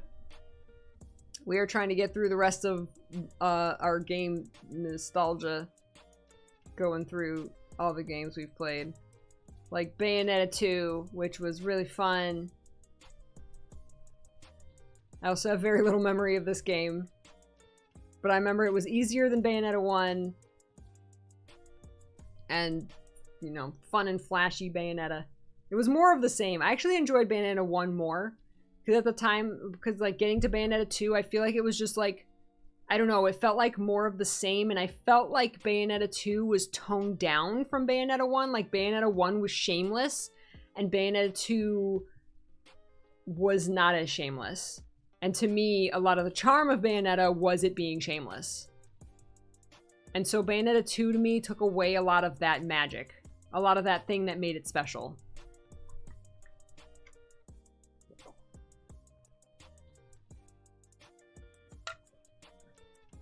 Nils, yes.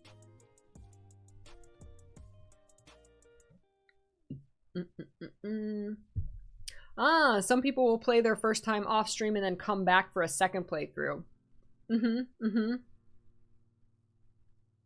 Age of Clammy. That's Bog's game. Oh my god, tell me why it was so good. So good. Oh my gosh. This game goes free to buy every Pride month. And I think it was recently during the Steam summer sale. I think it was like $5 or something. So it goes on sale a lot. Sometimes it goes free. It's like exactly like Life is Strange. It's like the Life is Strange format. Fantastically done.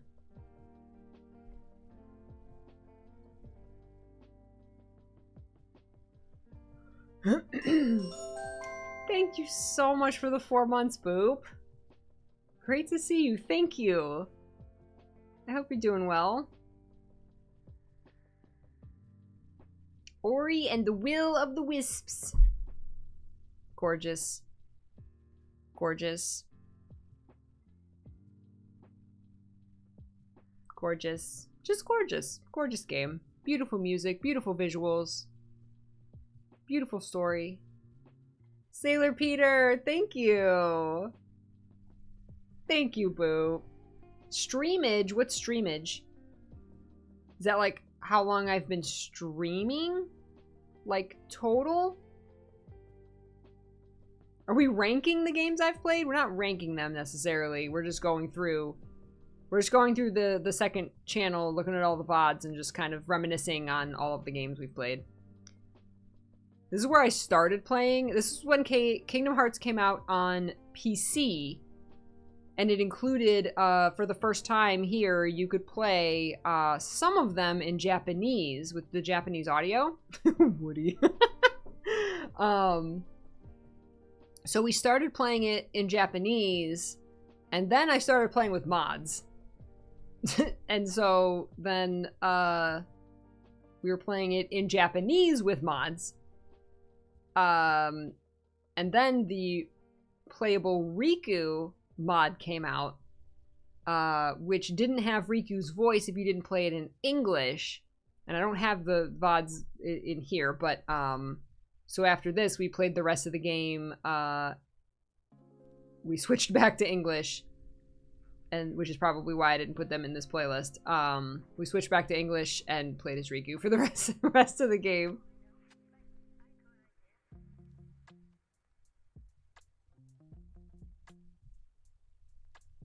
Are you trying to see how long you've followed me, Sailor Peter? Mine says you have been following since January 18th, 2020. Which I think was around the time Remind came out. Freaking Genshin Impact. Holy heck. Holy heck.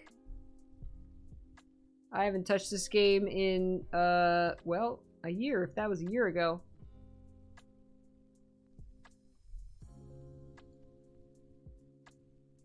I loved Genshin until I don't know, I got bored with the story. I don't know. Somewhere in like, I think it was like the first expansion or something. The story started to bore me and then I just kind of lost interest and played other stuff. Like Life is Strange True Colors, which was also amazing. Which was really good.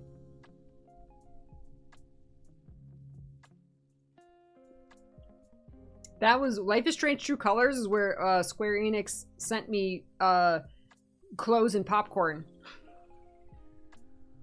I still wear that Freebird shirt. I love the Freebird shirt.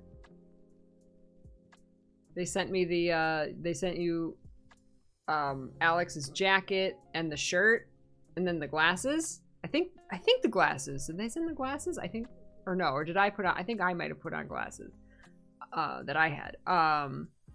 And then the popcorn, that was the colors of the emotions that you use in the game, because she taps into, like, emotions. And, like, red is anger, and yellow is happiness, and blue is sadness. And so they sent popcorn, that is a brand that is made locally in the in the city that the game is set in. They sent chocolate too, chocolate bars and popcorn. And so every time in the game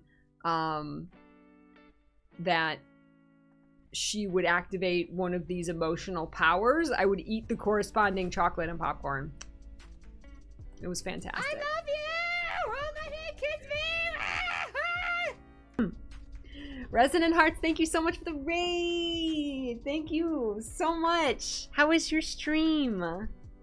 Thank you, thank you. It's great to see you. I hope you're all having a wonderful weekend. Oops. Hey, how was your stream? What were you playing? Have you thought about getting back into Genshin again? I mean, I have fond memories of it, and I'm sure if I like loaded it up and played it, I would have fun running around the world for a while.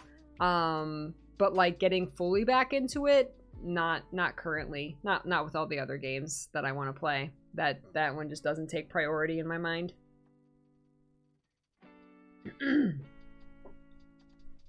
Hey Meryl, nice to meet you.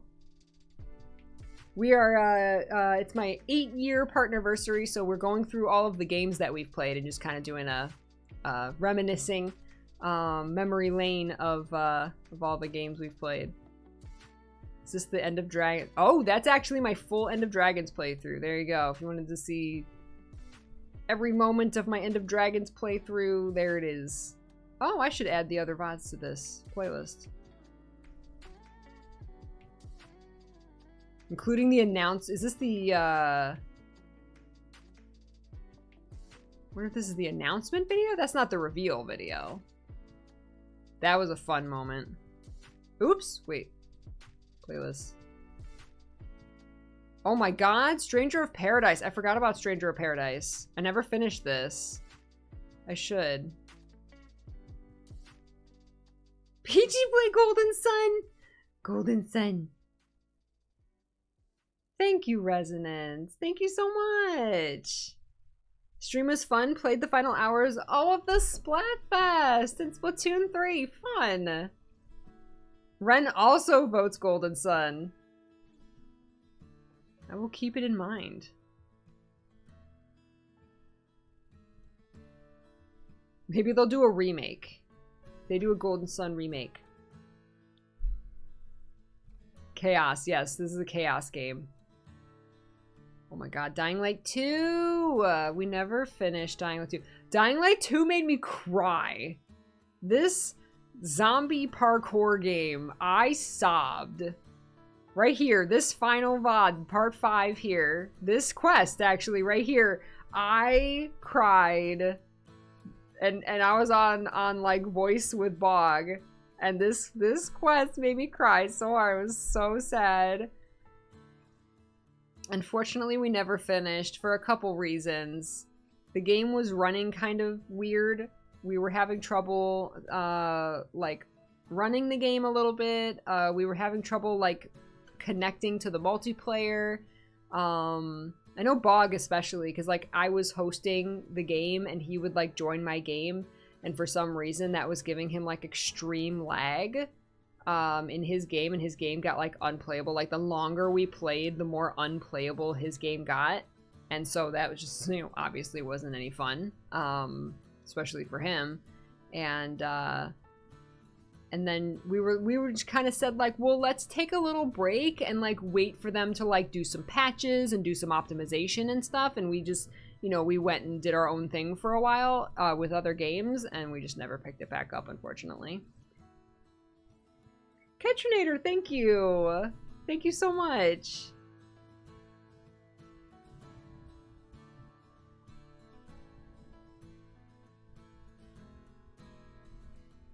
Oh, really, Lilia? Let's see, Dying Light 2, Cult of the Lamb. Yes. Shank. Cult of the Lamb is crazy fun.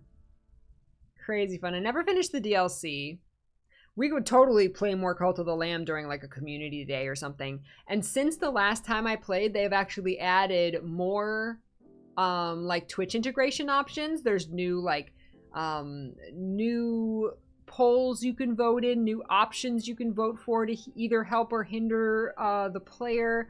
I think you can actually, like, there's some feature now where if you're one of the little people, you can, like, type a message and, like, the message, like, will show up in a speech bubble above their head. Like, there's a lot more really cool Twitch integration options now for this game. And I would love to check them out someday. So, some community day, we'll definitely play some more Cult of the Lamb. Love it. Oh my god.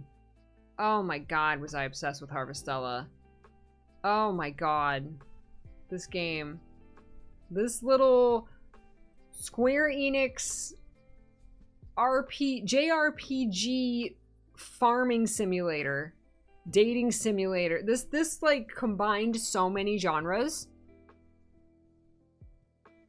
into something really unique, had a really cool art style, had a simple combat system, but like was really fun.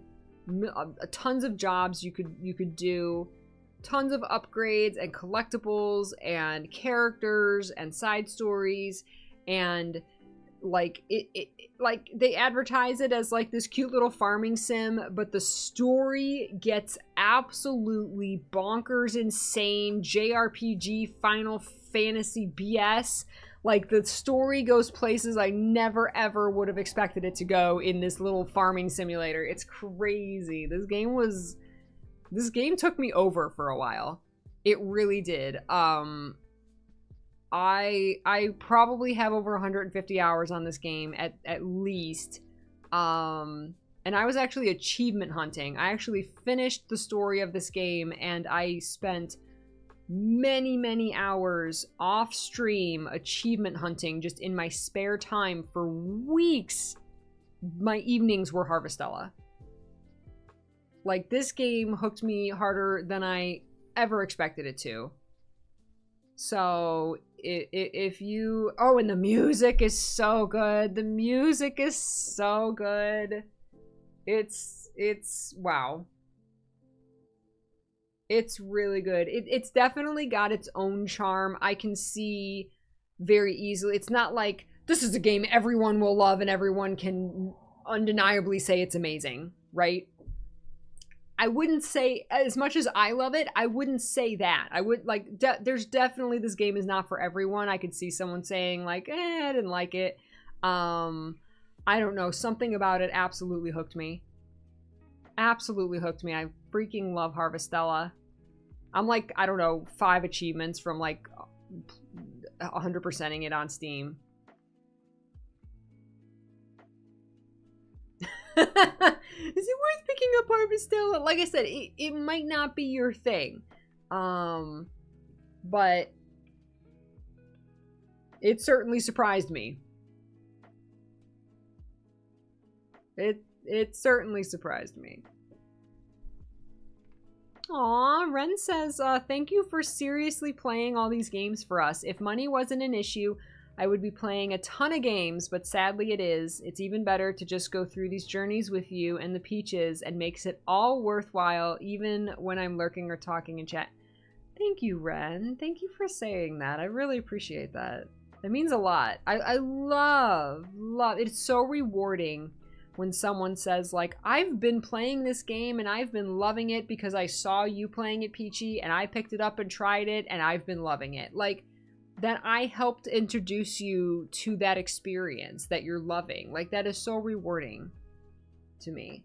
Even if it's a game that I played once and never touched again, like, there's been games like that where even I was like, that's not really my thing. And I moved on to something else, and like 6 months later, someone's like, Peachy, I'm still playing this game that you played once and you introduced me to it, and I absolutely love it, and I play it every day.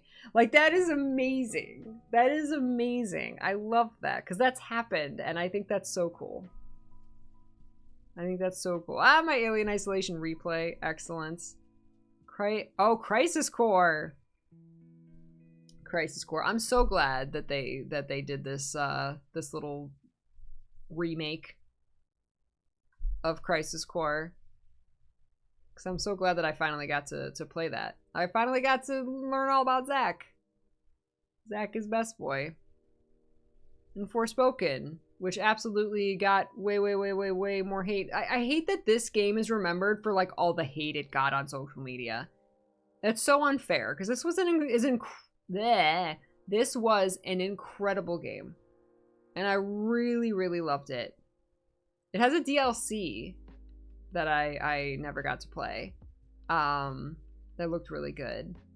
But this game was incredible. It was really good. I really enjoyed it. And if I had more time, there was a lot of side quests and side stuff, because it was very open world. And there was a lot of stuff you could do in the open world that I didn't do, because I really, like, I had a million other games to play, and I really wanted to just get through the story. But, like, if I had nothing else to play, like, I totally, like, had the urge to do more stuff, more side stuff in this game. Time didn't allow for it, but I totally would have, and I definitely was like, I could play this game a lot more than, like, those 5 streams. It had its issues. It absolutely had its issues. But I had way more fun with it than those issues. Final Fantasy 13. I am so glad I finally played this game. It was so good. It started out slow. Like, the first half of it, I was, like, very kind of indifferent and confused, and the story's kind of all over the place, and it hops from character to character, and it took me a long time to really connect with the characters and to get into the battle system, because it's very different. But once I did, I feel, and I hate that it was this long, but I feel like it was around here. I feel like it was around part 8 that, like, this game really clicked with me, and I was like, oh, like, I got the battle system, I got the characters, I got the story. Like, it took a long time for me to really get into it, but once everything clicked for 13, it was fantastic. The last 25% of the game was fantastic.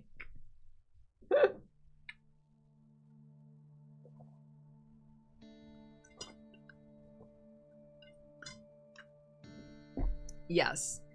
And still one of the best endings to a game I've ever experienced. Like, the ending was incredible. Yes, it's the Lightning McQueen one. and funny enough, Lightning's, like, probably my least favorite character of all the main characters.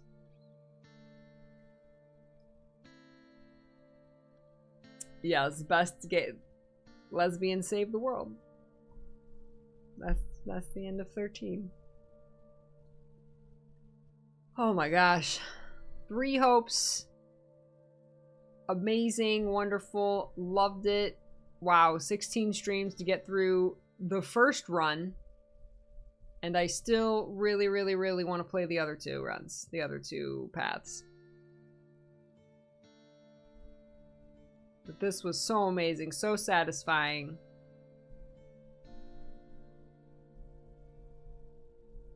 I really want to play more. I've experienced so much with these characters that I'm, like, exhausted of Fire Emblem. But I want to play more. Like, I'm honestly kind of exhausted of these characters in this world. But I want to play more. I want to play the stuff I haven't played yet. That's honestly how I feel. Oh my gosh, we just finished Tears of the Kingdom, which was amazing, which took me a while to accept that it's better than Breath of the Wild. I didn't want to believe it for a long time. But it finally convinced me towards the end, and I said, yes, this is actually better than Breath of the Wild.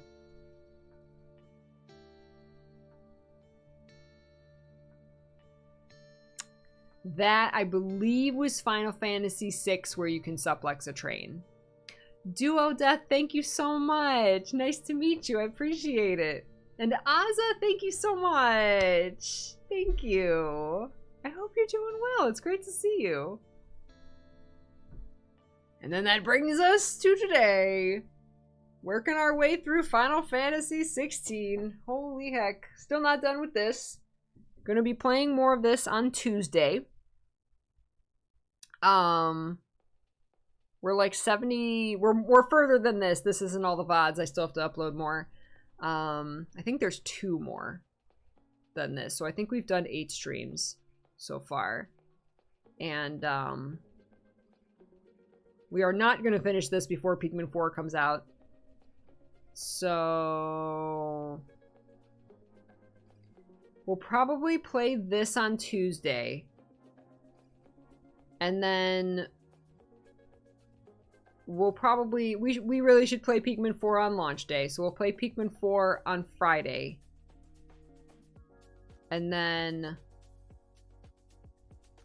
we might... I wonder how long Pikmin 4 is.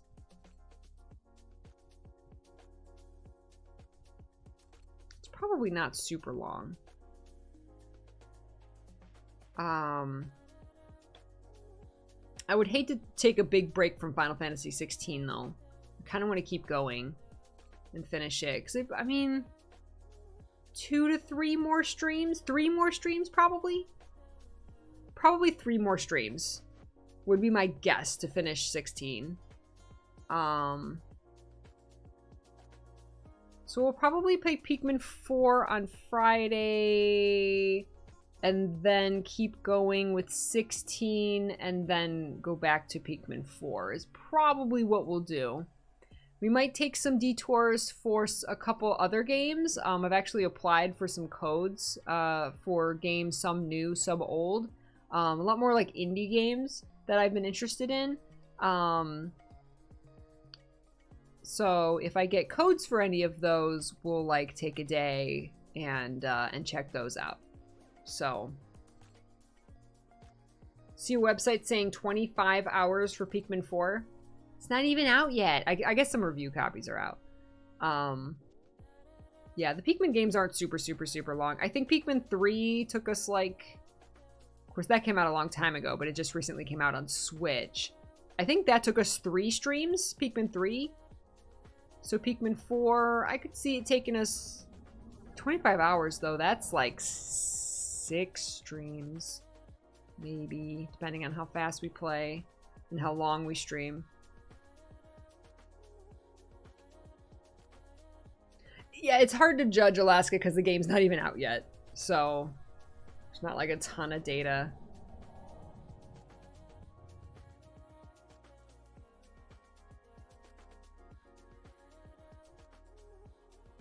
You might finish it if you play a bit today. Oh no, I'm done. It is way late today. We're not playing any today. Whew, there's a lot of games.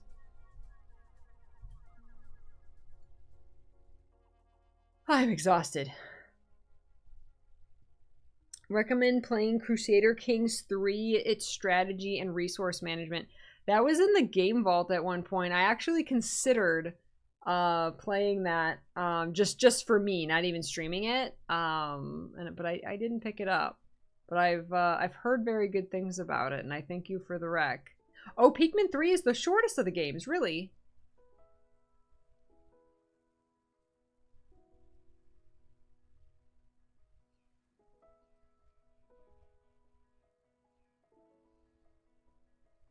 There will also be at some point soon a Wandering Village stream, because that's having an update. That's having a free update. They're adding like new biomes and new buildings and stuff into the game on Friday.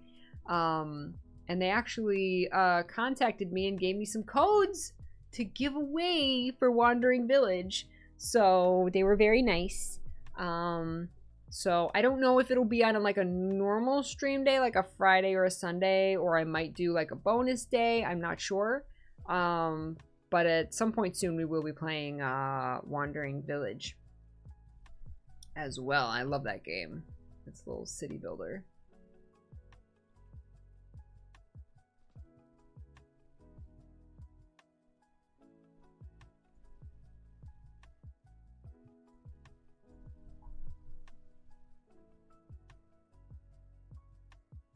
Patreon only stream. Oh my gosh. A Little to the Left is an interesting organization game. Oh, I love organization. What? A Little to the Left? What is that?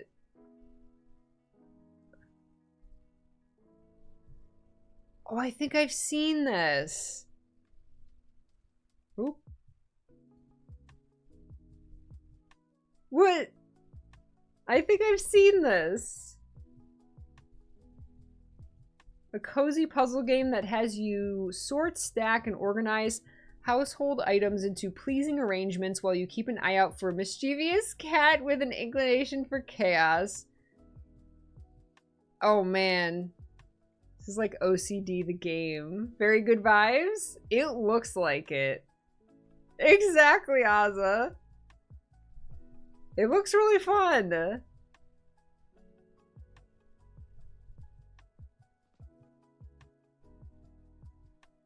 The cat paw. Yeah, that's a game I'd get obsessed with. For sure.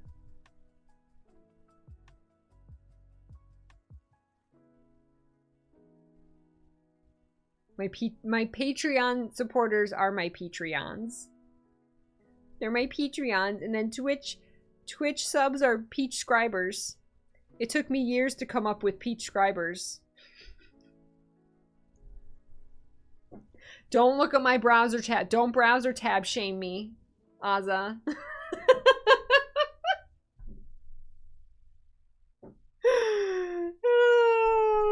I know. It's a problem. Okay. Listen. Listen.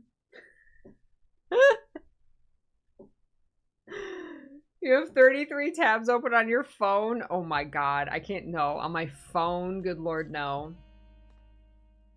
No. You didn't see the... Don't look at... No. Don't look at my browser tabs. Hey. Normally, I would have browser tabs and then, like, also 5 windows. Each with their own tabs. Not that many. But right now, I only have 1 other browser window open, okay? So, I'm actually doing better. I'm doing better. You have so many tabs open on your phone, it gives you an infinity. Oh my god. Oh my god. I can stop anytime I want. Exactly. Oh my god.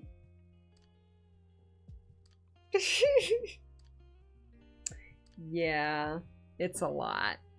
It's a lot. Right now, half of them are YouTube videos that, for some reason, I have a million YouTube videos open that I, like, are queued up to watch. That's always most of my tabs. It's like an article I want to read, or a YouTube video I want to watch, or, like, it's like something I want to check out, right? It's like, you know, oh, here's, some of it's like, here's a stream feature or add-on or something that I want to look into. Stuff like that is most of my browser tabs. You had to clip to see how many. Oh my god. Right, leaving it in a tab for future research. You don't want to see my desktop. You don't want to see my desktop. My desktop is also my, like, to check out later, to do later, to post later, to edit later. There's not much room left. See, but it at least keeps me, like, if I'm literally gonna run out of room of a space for icons on my desktop, that it forces me to go through and remove stuff, because there's literally no more room. Like, where is it gonna go? So, well, it's going to go to one of my other monitors, which also have icons on them. So, like, it forces me to go through and delete stuff. So at least on the desktop, like, it's an absolute mess, but I can't let it get past a certain point because then there will literally be no more room. Plus, it'll start covering my Soriku wallpaper, so I can't let it do that. So... That is the best way to be, Echo Ashes.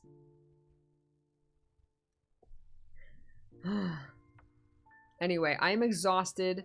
And I'm gonna go hang out with Mr. P. We're gonna have bad movie night tonight. I don't know what we're gonna watch. He always gives me the remote and says, you know, he trusts me to find bad movies. I'm really good at finding old bad 80s movies on Amazon. So I just go to like, so now my profile's Amazon recommendations are half like really bad 80s movies. So I just go through there and I'm like, what's new on Amazon? What's, you know, let me find a bad 80s movie that we haven't seen. So we're going to do that tonight. We haven't done it in a while. Jim Cotta? Yes, if you have any recommendations for bad 80s movies. Ram! Thank you, Ram. Aw, thank you. Oh my gosh, we had an amazing time down memory lane. It was so much fun. It was so much fun. I'm gonna write down your recommendations. Spec! 85 months, Peachy nod. That's at least 3 years. That's at least 3 years. Spec, thank you for the 85 months. Jim Cotta. I'm gonna write them down. Bad 80s movies. Wolf Cop. Oh, yes. Yes, Wolf Cop. Don't write yours down. The Doom Generation. I'm writing it down. The Doom Generation. Okay. And then cross it off because Ozza said don't write it down. Okay. Okay. I have trained my Amazon account well. Yes. Yes, I have. No, I'm not making Mr. P watch the Sailor Moon movie. He already, when we first started dating, he sat down and watched the first season and a half of Sailor Moon with me in Japanese. And he doesn't like watching things with subtitles, usually. So he does, but like anime, magical girl anime, no, not his thing. So yeah, he really liked me.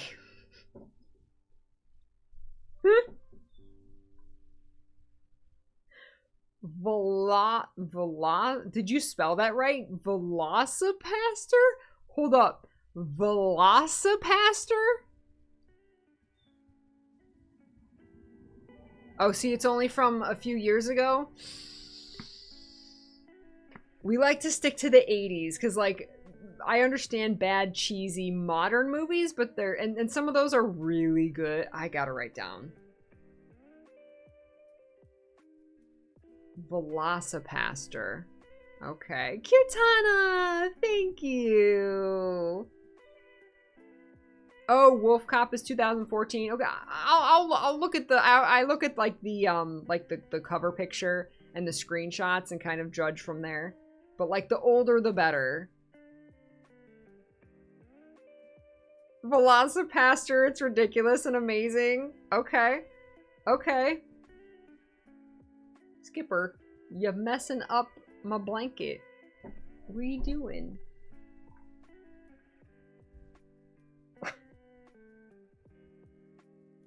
Oh my god. Miss Giver. Anything from Peter Jackson's early days, Meet the Feebles, Bad Taste, Brain Dead. Okay. Okay.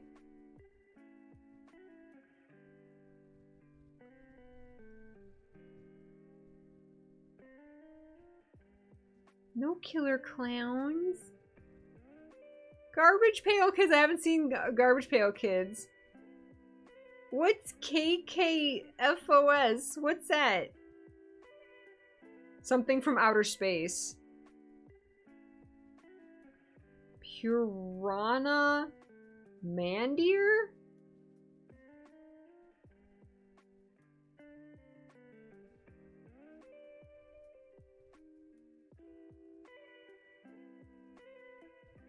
Oh, Killer Clowns from Outer Space. Okay, okay. I've heard of that. Yeah. Man, it's been a while some of my favorites that we've watched, I can recommend to you, I guess the most memorable ones, Thrashin', trying to remember the names of them, because I remember some of them, but I don't remember the title. Thrashin' is a really memorable one.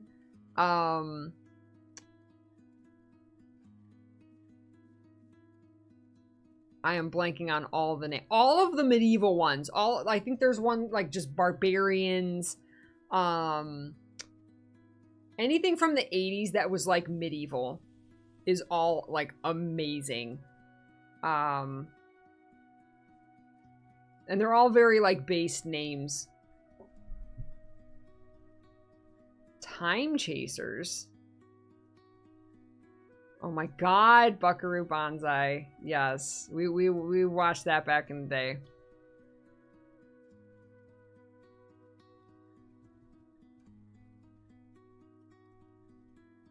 Yeah, Sword and the Sorcerer. That's one that I still need to watch. Mr. P watched that one like when he was a kid. Yes, Conan the Barbarian. Flight of the Navigator. The Wraith. Oh, man.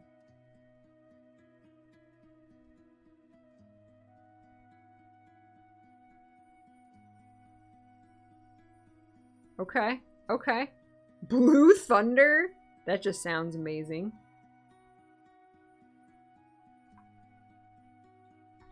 Okay. Okay. Streets of Fire? We might have watched that. Your Hunter from the Future? That sounds so familiar. We might have watched that.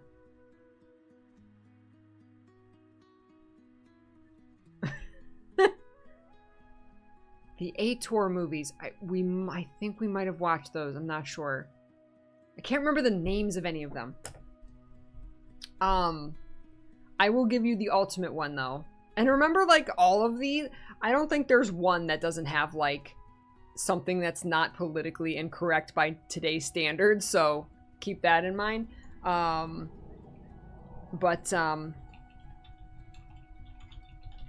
this one's kind of like also like mature rated, I'm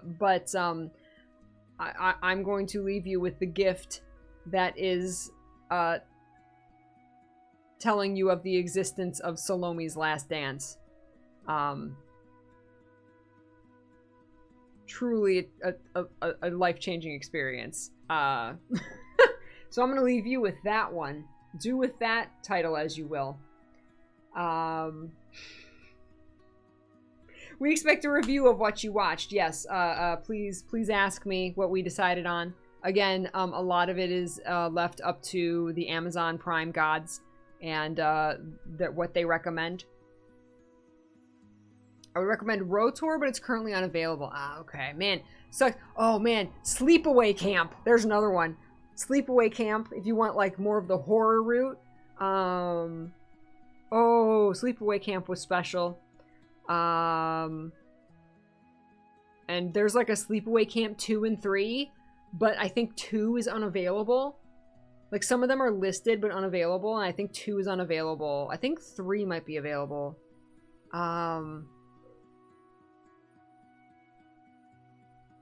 Snake Eater is another one. They're coming back to me. Snake Eater is another one that, like, I desperately want to watch the sequel because the first one was so very bad. But the sequel is not available. But I think Snake Eater 3 is. Sleepaway Camp is good. Oh, dear Lord. Sleepaway Camp, oh man. Saw that movie 40 years ago and I still could. Yes, the final shot, right? The final shot that they pause on for the credits at Sleepaway Camp. Oh, hell. It's worth watching the entire movie for that final shot. I'm gonna come back, Ozzy. Why? Why? No, trust me. We've watched some really, really, really bad stuff. Chopping Mall? Chopping Mall? Writing it down. It just sounds amazing.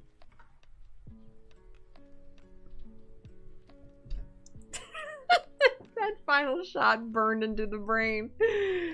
Dreamscape with Dennis Quaid. You agree? Chopping Mall? Okay. Okay. Night of the Demons. Oh, Lord. Trust me, some of them are like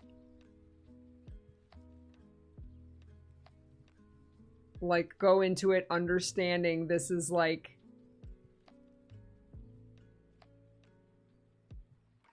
a movie of the time. Just so politically incorrect.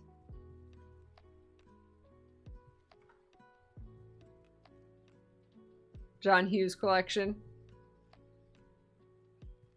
Oh my god. Okay.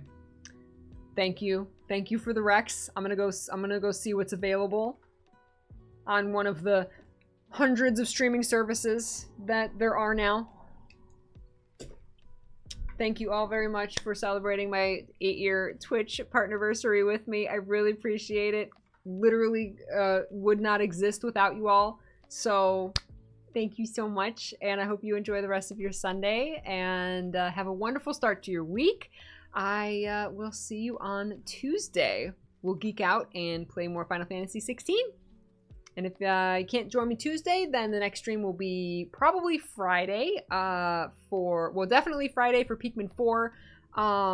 Possibly Thursday for Wandering Village. I believe Thursday is when the Wandering Village update comes out. So I might do a bonus stream on Thursday for that. We'll see what else I got going on IRL. So, I love you guys.